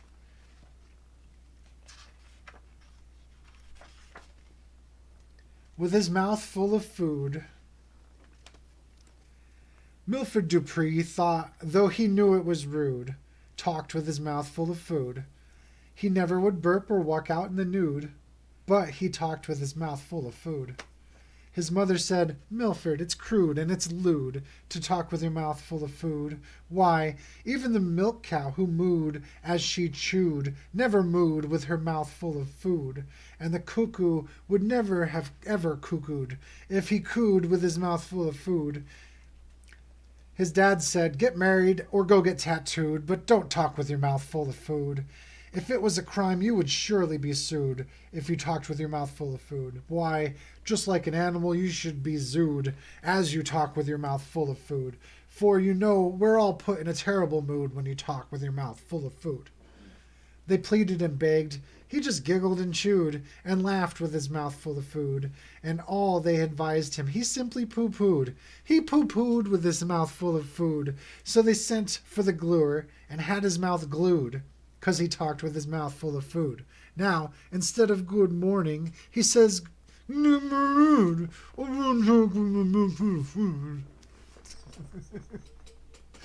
your pants dance? Absolutely not. So I would be more than happy to have the pants dance. I fucking love that one. That one was on the cassette. I only knew the words because I heard them before. It is written though like that. I should show that. Also, there's an armadillo on the next page, but down here, where is this thing? This one. Sorry, armadillo. No, no, no.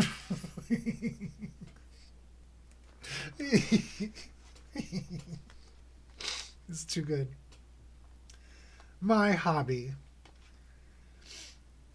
When you spit from the 26th floor and it floats on the breeze to the ground, does it fall upon hats or on white Persian cats or on heads with a pity-pat sound? I used to think life was a bore, but I don't feel that way anymore. As I count up the hits, as I smile, as I sit, as I spit from the 26th floor. Thank you. Instructions. If you should ever choose to bathe an armadillo, use 1 bar of soap and a whole lot of hope and 72 pads of Brillo. It's interesting that Shell puts like brand names in his poems. Like he mentioned Ovaltine in an earlier one. And here he talks about Brillo pads, which are steel wool of a particular brand. He's not afraid of it. He's not afraid of the brands. The worst.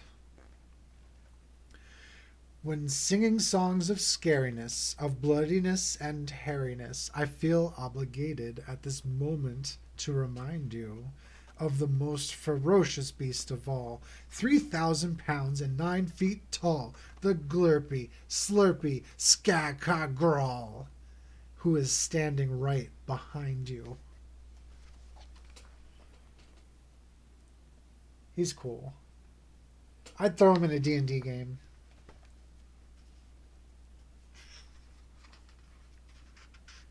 The bagpipe who did not say no. This one is interesting as well. Most people know about the Giving Tree. Yeah, we're all nerds here on the internet, I think. The Giving Tree is a classically feminist book about women's rights and consent. Though some people think the ending should be different, but still. It's an allegory. And this is also, I think, an allegory for women's rights. And it's interesting stuff. It was 9 o'clock at midnight, at a quarter after 3, when a turtle met a bagpipe at the shore side by the sea. And the turtle said, "My dearie, may I sit with you? I'm weary." And the bagpipe didn't say no. Said the turtle to the bagpipe, "I have walked this lonely shore, I have walked to waves and pebbles, but I've never loved before. I've talked to waves and pebbles, but I've never loved before. Will you marry me today, dear? Is it no you're going to say, dear?" But the bagpipe didn't say no. Said the turtle to his darling, "Please excuse me if I stare, but you have the plattest skin, dear, and you have the strangest hair. If I begged you, pretty please, love, could I give you just one squeeze, love?" And the bagpipe didn't say no. Said the turtle to the bagpipe, "Ah, you love me, then confess. Let me whisper in your dainty ear and hold you to my chest." And he cuddled her and teased her, and so lovingly he squeezed her, and the bagpipe said, "Awooga!" Said the turtle to the bagpipe, "Did you honk or bray or neigh? For awooga, when you're kissed, is such a heartless thing to say. Is it that I have offended? Is it that our love is ended?" And the bagpipe didn't say no. Said the turtle to the bagpipe, "Shall I leave you, darling wife? Shall I waddle off to woedom? Shall I crawl out of your life? Shall I move, depart, and go, dear? Oh, I beg you, tell me no, dear." But the bagpipe didn't say no. So the turtle crept off crying, and he ne'er came back no more, and he left the bagpipe lying on that smooth and sandy shore. And some night when the tide is low there, just walk by and say hello there, and politely ask the bagpipe if the story is really so. I assure you, darling children, the bagpipe won't say no. The poem is so fucking cute. It is cute. It really is. There's something about communication in there, I think.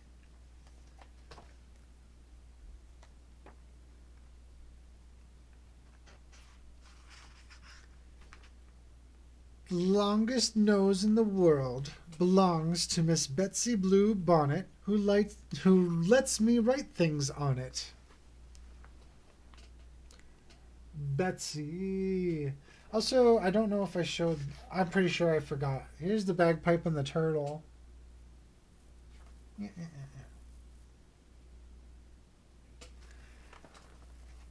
A match made in heaven, or on a sandy beach. Rudy Flesh. No, Rudy Felsh. Rudy Flesh is a different story. Rudy Felsh knows how to belch better than anyone ever did. Margot says that Rudy Felsh is a nasty, vulgar kid. Someday he will go to hell or jail or Canada, but now, every night I pray that first Rudy Felsh will show me how. Fred? From out of the cold Caribbean into the desert Libyan, there crawled a strange amphibian, and we shall call him Fred. You say let's call him Ted, or maybe Lou or Jed, but I want to call him Fred. Do you like Maurice instead? Or Barnaby or Red? Or Lucifer or Ned? Well, anyway, he's dead. Or Canada, yeah. This is that's how children arguments go, honestly. The long-haired boy. This was me as a kid. Now I'm non-binary, but that's a different story. There was a boy in our town with long hair. I mean really long hair. And everybody pointed at him and laughed at him and made fun of him.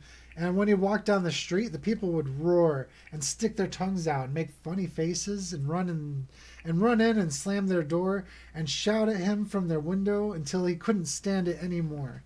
So he sat down and cried till his whole body shook, and pretty soon his hair shook too, and it flapped, and he lifted and flew.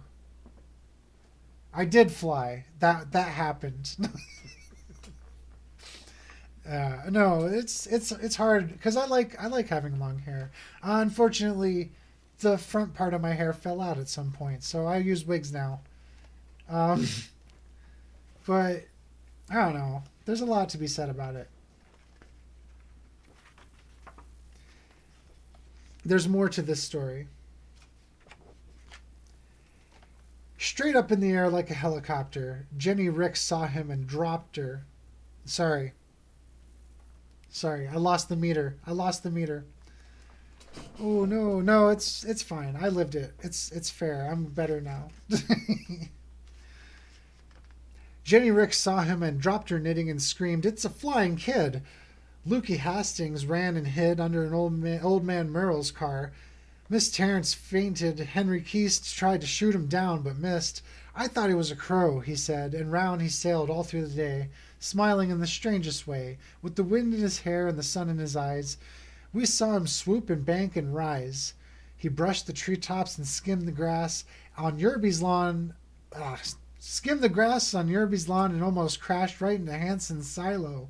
But zoomed up in time and almost hit the courthouse. Old man Cooley bit right through his napkin when he saw a kid flying through the diner door and out the window tipping the ladder where Smokey was painting. He almost had a heart attack. He clung to a rafter. The kid flew on. Us running after, cheering and sweating, and screaming hooray. Mayor Laurie shouted, "Hey, come down here, kid. We'd like to say how proud of you we are today. Whoever thought our little town would have a hero in it? So I'd like to proclaim this day, hey, kid, will you please come down here just for a minute?" But the flying kid did not come down. He treaded air above the town, sort of crying and looking down at all of us here on the ground.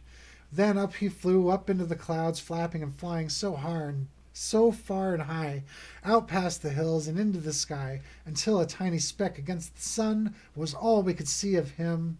Then he was gone. Wigs are life. Wigs are wonderful. I have 2 of them now, and they really help. I have to fix my camera as well. It's a little behind. Somehow having the camera really large slows it down or something. I don't really know. Band-Aids. Here's another one that's he uses the name of a brand. Although saying adhesive medical strip or something like that would not work in the poem. Oh, I remember I also did a reading of A Light in the Attic. That's on my YouTube right now. And in that one he directly references Frigidaire. I wonder. I have a band-aid on my finger, one on my knee and one on my nose, one on my heel and 2 on my shoulder, 3 on my elbow and 9 on my toes, 2 on my wrist and 1 on my ankle, 1 on my chin and 1 on my thigh, 4 on my belly and 5 on my bottom, 1 on my forehead and 1 on my eye, 1 on my neck, and in case I might need 'em, I have a box full of 35 more. But oh, I do think it's sort of a pity I don't have a cut or a sore. Band-Aids for fashion, though. Dreadful. Someone ate the baby. It's rather sad to say. Someone ate the baby, so she won't be out to play. We'll never hear her whiny cry or have to feel if she is dry. We'll never hear her asking why. Someone ate the baby. Someone ate the baby. It is absolutely clear. Someone ate the baby because the baby isn't here. We'll give away her toys and clothes. We'll never have to wipe her nose. Dad says that's the way it goes. Someone ate the baby. Someone ate the baby. What a frightful thing to eat. Someone ate the baby, though she wasn't very sweet. It was a heartless thing to do. The policemen haven't got a clue. I simply can't imagine who would go and eat the baby. I couldn't get a burp out fast enough. It's supposed to be a burp, so instead I hiccuped. Skinny.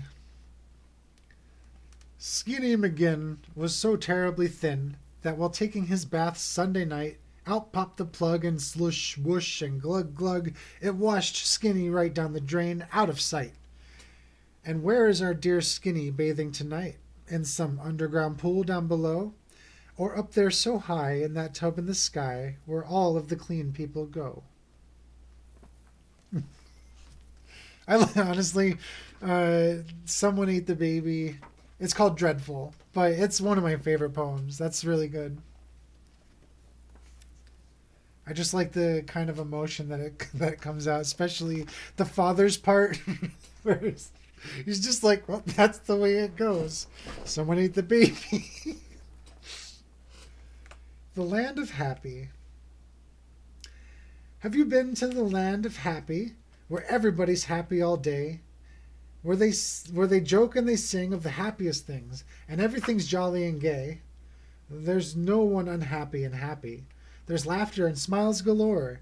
I have been to the Land of Happy. What a bore. We have Skinny and a denizen of the Land of Happy, I guess.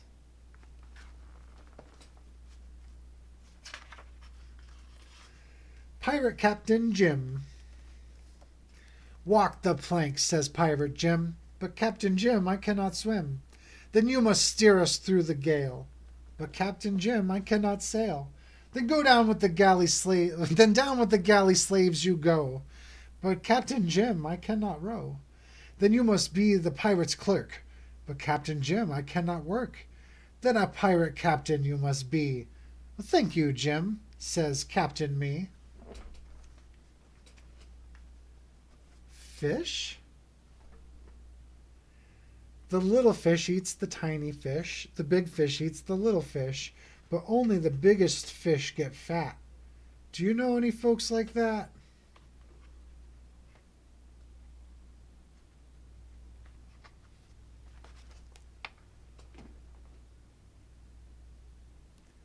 The Pirate Captain and Jim.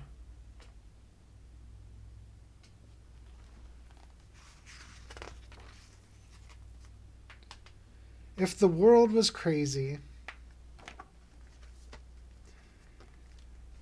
If the world was crazy, you know what I'd eat? A big slice of soup and a whole quart of meat.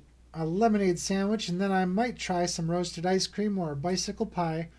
A nice notebook salad and underwear roast. An omelet of hats and some crisp cardboard toast. A thick malted milk made from pencils and daisies, and that's what I'd eat if the world was crazy. If the world was crazy, you know what I'd wear? A chocolate suit and a tie of eclair, some marshmallow earmuffs, some licorice shoes, and I'd read a paper of peppermint news. I'd call the boys Susie, and I'd call the girls Harry, and I'd talk through my ears and always would carry a paper umbrella for when it grew hazy, to keep in the rain if the world was crazy. If the world was crazy, you know what I'd do? I'd walk on the ocean and swim in my shoe. I'd fly through the ground and I'd skip through the air and I'd run down the bathtub and bathe in the stair. When I met someone, I'd say, "Goodbye, Joe." And when I was leaving, then I'd say hello. And the greatest of men would be silly and lazy. So I would be king if the world was crazy.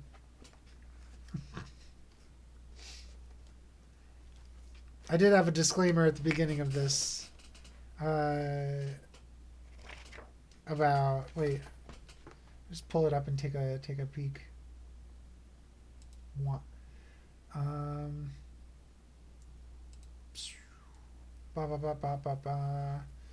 Just a mischaracterization of mental health and safety. Also, themes that could be construed as sexism and racism and things like that. But I'm reading the book as is. I think If the World Was Crazy is a nice concept. But it does place a weird kind of sentiment on people with mental illness. Stone telling. How do we tell if a window is open? Just throw a stone at it. Does it make a noise? It doesn't? Well, it was open. Now let's try another. Crash! It wasn't. Chester. Chester come to school and said, "Dern, I grewed another head. Teacher said, "It's time you knowed. The word is grew instead of growed." DTG, no bunny mode. Nope. Sorry, but I will put the channel rewards back when I'm done with my reading. But first look at Chester, who has a problem, and the teacher wanted to correct his grammar instead. Hi, DTG. I hope you're well. I have to reset my camera once in a while because it slows down. The silver fish.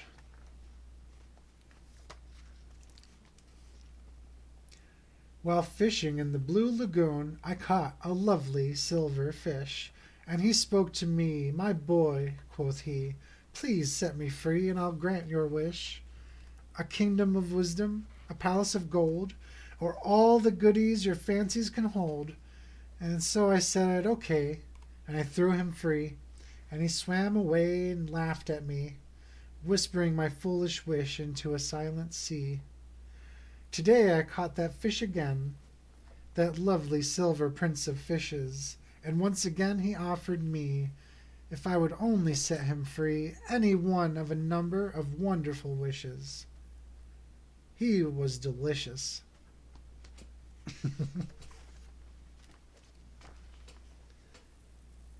The classic tale of a boy and his fish.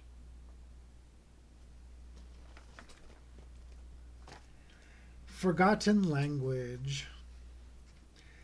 Once I spoke the language of the flowers. Once I understood each word the caterpillar said. Once I smiled in secret at the gossip of the starlings and shared a conversation with the housefly in my bed. Once I heard and answered all the questions of the crickets, and joined the crying of each falling, dying flake of snow. Once I spoke the language of the flowers. How did it go? How did it go?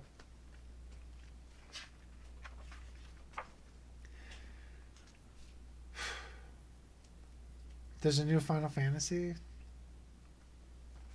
I did not know.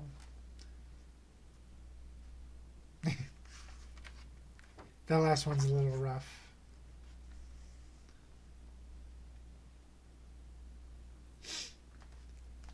The generals. Said General Clay to General Gore, "Oh, must we fight this silly war? To kill and die is such a bore." "I quite agree," said General Gore. Said General Gore to General Clay, "We could go to the beach today and have some ice cream on the way." "A grand idea," said General Clay. Said General Clay to General Gore, "We'll build sandcastles on the shore." Said General Gore, "We'll splash and play. Let's leave right now." "Let's leave right now," said General Clay. Said General Gore to General Clay, "But what if the sea is closed today?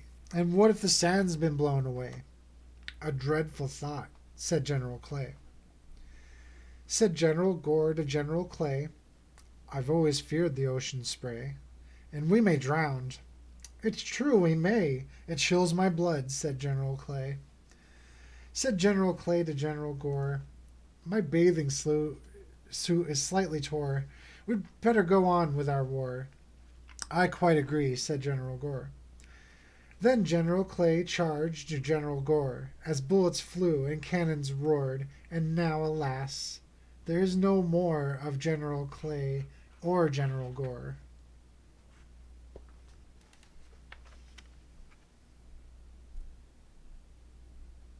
Somehow. Stranger of Paradise Final Fantasy Origin is a remake of Final Fantasy 1 because of the 35th anniversary. That's pretty cool. I hope there are quality of life changes. Just me, just me. Sweet Marie, she loves just me. Well, she also loves Morris McGee. No, she don't. She loves just me. She also loves Louis Dupree. No, she don't. She loves just me. She also loves that willow tree. No, she don't. She loves just me. Poor, poor fool. Why can't you see? She can love others and still love thee.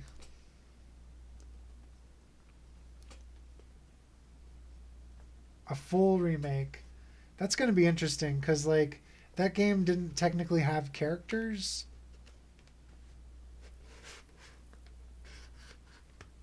So I don't know. I will check that later. Standing. Standing on my elbow, with my finger in my ear, biting on a dandelion and humming kinda queer, while I watched a yellow caterpillar creeping up my wrist, I leaned on a tree and I said to me, why am I doing this? Just watch because I will. I'll definitely watch. Because holy flying fuck. The one who stayed. You should have heard the old man cry. You should have heard the biddies when the sad stranger raised his flute and piped away them kiddies. Katie, Tommy, Meg, and Bob followed skipping gaily. Red-haired Ruth and my brother Rob and little crippled Bailey. John and Niles and cousin Claire dancing, spinning, turning, crossed the hills to God knows where, they never came returning. Crossed the hills to God knows where, the piper pranced and leadin', each child in Hamlin town but me, and I stayed home and heedin'. My papa says that I was blessed, for if that music found me, I'd be witch cast like all the rest. This town grows old around me. I cannot say I did not hear that sound so haunting hollow. I heard it clear. I was afraid to follow.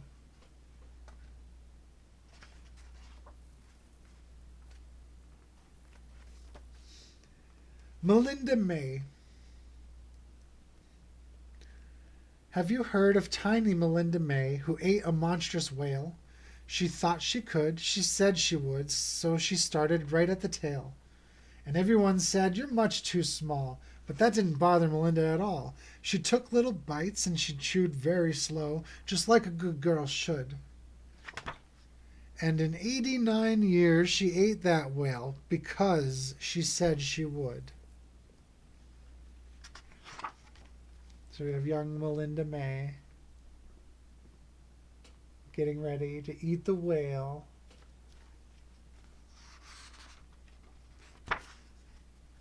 And at about 100 years old, she finished, leaving all the bones. She ate every bit.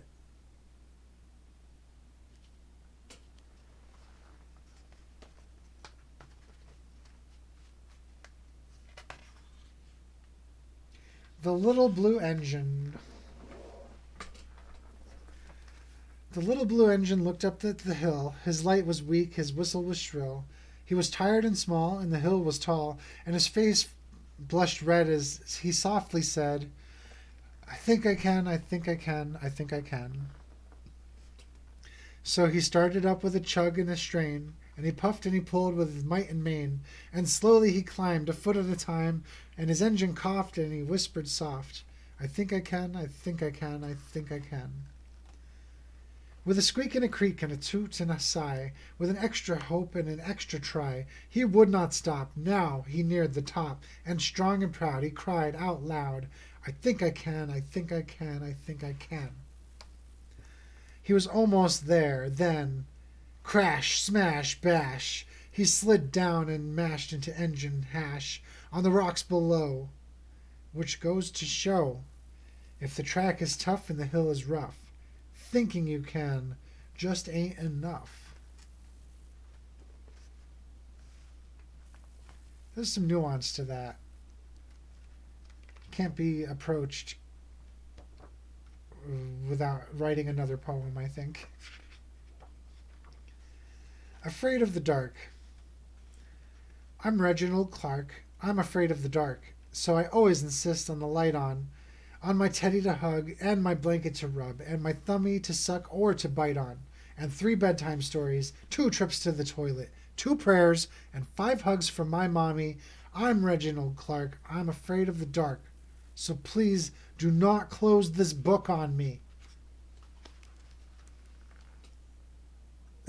It is a shame though, because Reginald has a fancy bed with his initials embroidered on the footrest or headrest. Hungry Mungry. Close the book on the little fucker. You know I did. I had already turned the page.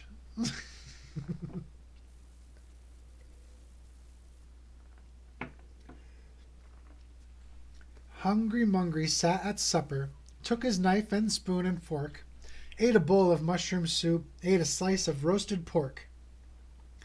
He ate a dozen stewed tomatoes, 27 deviled eggs, 15 shrimps, 9 baked potatoes, 32 fried egg chicken legs, a shank of lamb, a boiled ham, 2 bowls of grits, some black-eyed peas, 4 chocolate cakes, 8 angel cakes, 9 custard pies with Munster cheese, 10 pots of tea, and after he had eaten all that he was able, he poured some broth on the tablecloth and ate the kitchen table.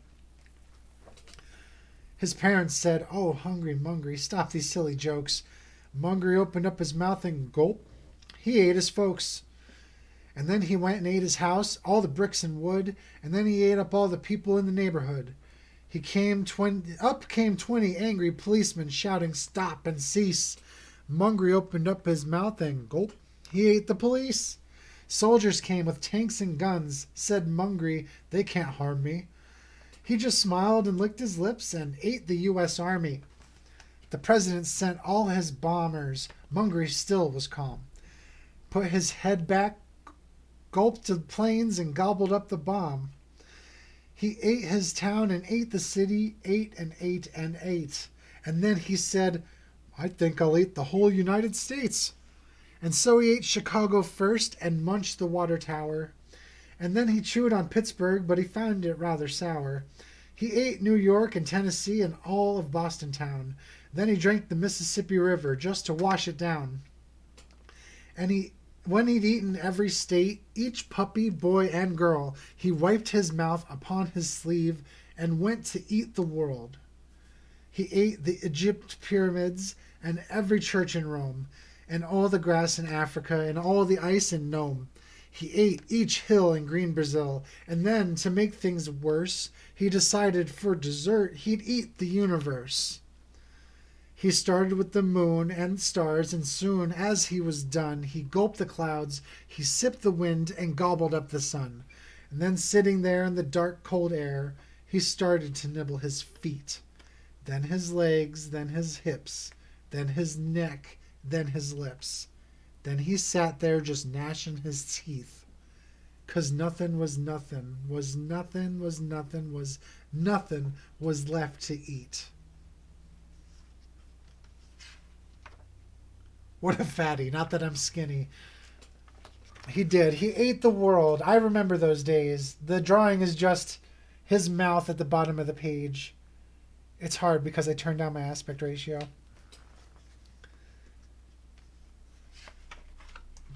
To be fair, though, his parents named and called him Hungry Mungry. My beard grows to my toes. I never wears no clothes. I wraps my hair around my bear, and down the road I goes. Y'all don't need clothing if you have a beard. Mary. Or rather, I said that wrong because it has an ellipsis, so it's Mary. No one's hanging stockings up. No one's baking pie. No one's looking up to see a new star in the sky. No one's talking brotherhood. No one's giving gifts. And no one loves a Christmas tree on March the 25th. Which is like soon, interestingly. Also, here's the Christmas tree. It's been up for a while.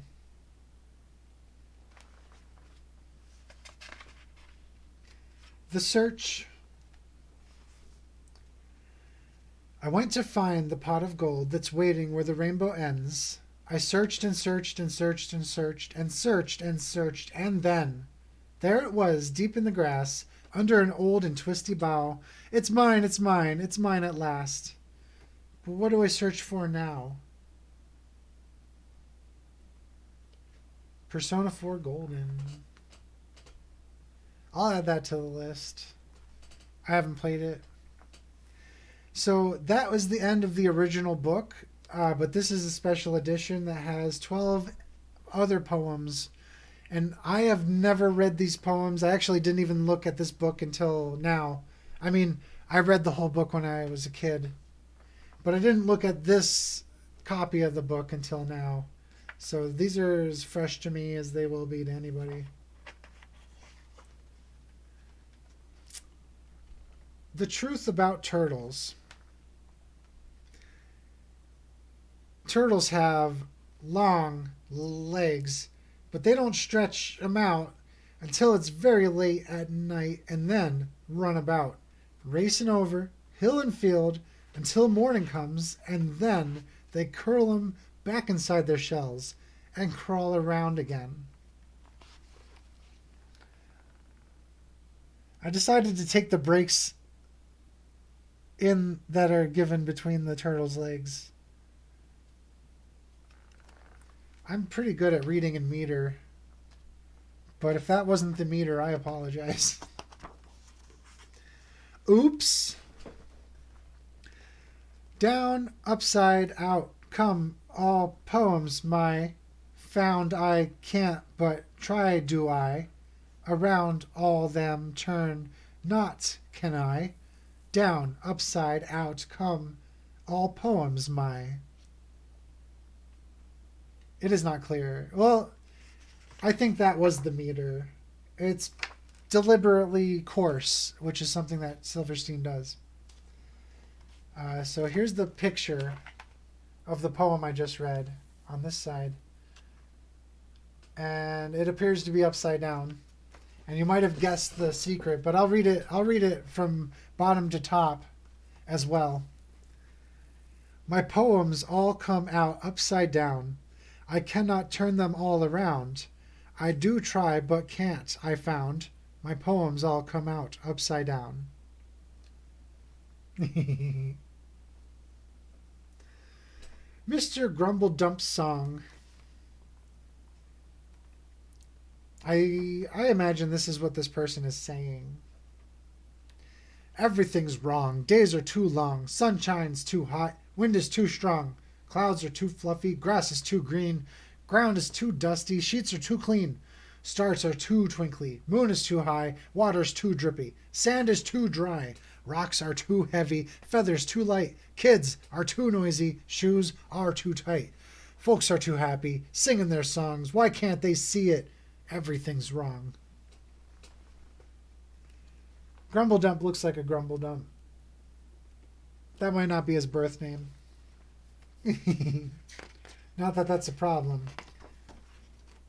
Naked Hippo. Let us make a pair of pants for the poor old hippopotamus to cover his hide once we decide exactly how big his bottomus. This one has a whole page.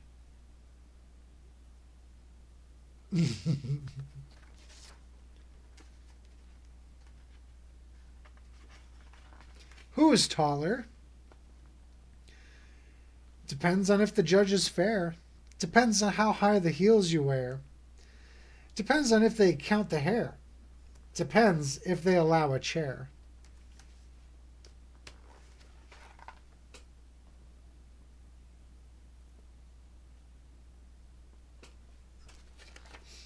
Monsters. There are hungry monsters under my bed, growling at me 'cause they haven't been fed. That's what Harry McGilly said. His father just smiled and said, "Ho, ho, ho, fraidy cat Harry. Monsters are just imaginary." But Harry McGilly cried out all night, "There are hungry monsters, I know I'm right." So just to prove that Harry was silly, under the bed crawled Mr. McGilly. Harry heard a chomp. He heard a slurp. He heard a gulp. He heard a burp. And now, little Harry sleeps sound in his bed, 'cause there are no monsters, as father said. And if there are, well, they've been fed.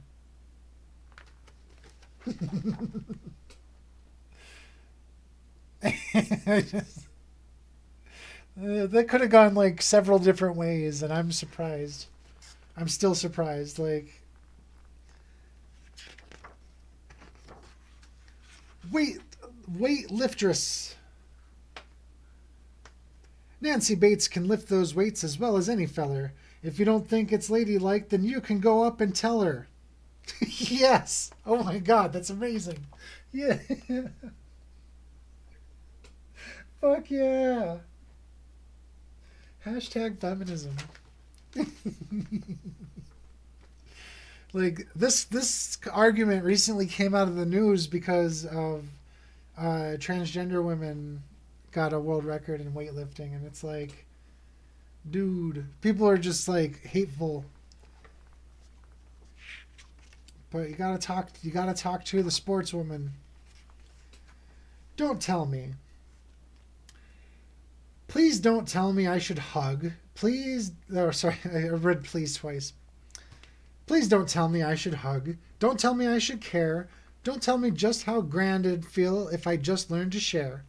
Don't say it's all right to cry. Be kind. Be fair. Be true. Just let me see you do it. And then I just might do it too.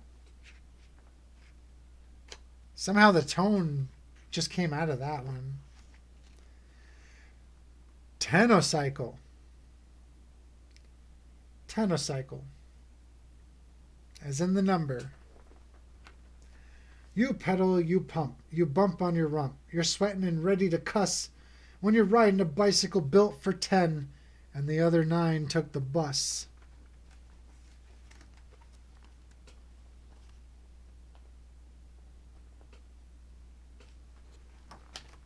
I'd be ready to cuss too.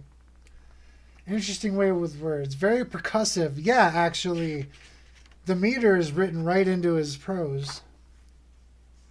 I guess prose is without meter. You know what I mean. The unfunny jester. The jester told a silly joke. The king just frowned. Nobody spoke. The jester sang a funny song. The queen asked, "Must it last so long?" The jester did a funny leap. The prince and princess fell asleep. The king looked mad and asked the fool, "Have you been to funny school?" "Yes," said the jester. He hesitated. "But I never graduated."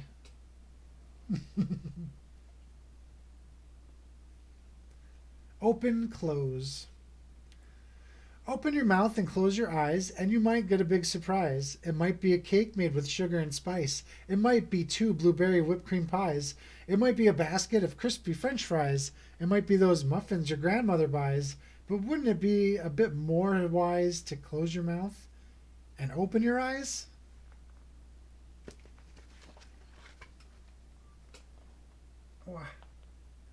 The unfunny gesture. And the person offering the snack as a bucket of gunk.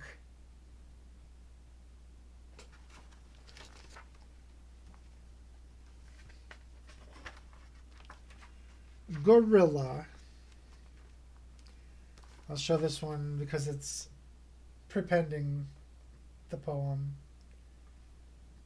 Big old gorilla. Since I brought my gorilla to school, everyone's nicer to me. The teacher's more pleasant, the kids bring me presents, and the principal serves me bran muffins and tea. If I'm tardy, they'll say, "Oh, don't worry."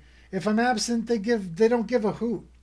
If my desk is a mess, or I'm sloppily dressed, or I snooze on my desk, or I cheat on a test, they say, "Isn't that cute?" If I don't know my lessons, I just take a guess, and whatever I guess, the teacher screams out, "That's right." I'm big bully Slick. He's been staying home sick, afraid that I'll trick him right into a fight. I'm welcome to munch upon anyone's lunch, and I was just voted most clever and cool. Though I chew gum and play, my report card's all A's since the day I first brought my gorilla to school. And that's that. I don't know. I'm so happy to revisit this.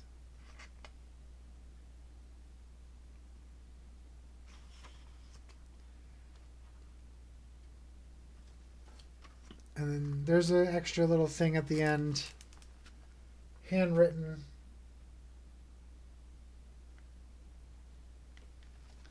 This pen is almost out of ink, but still I have enough to thin.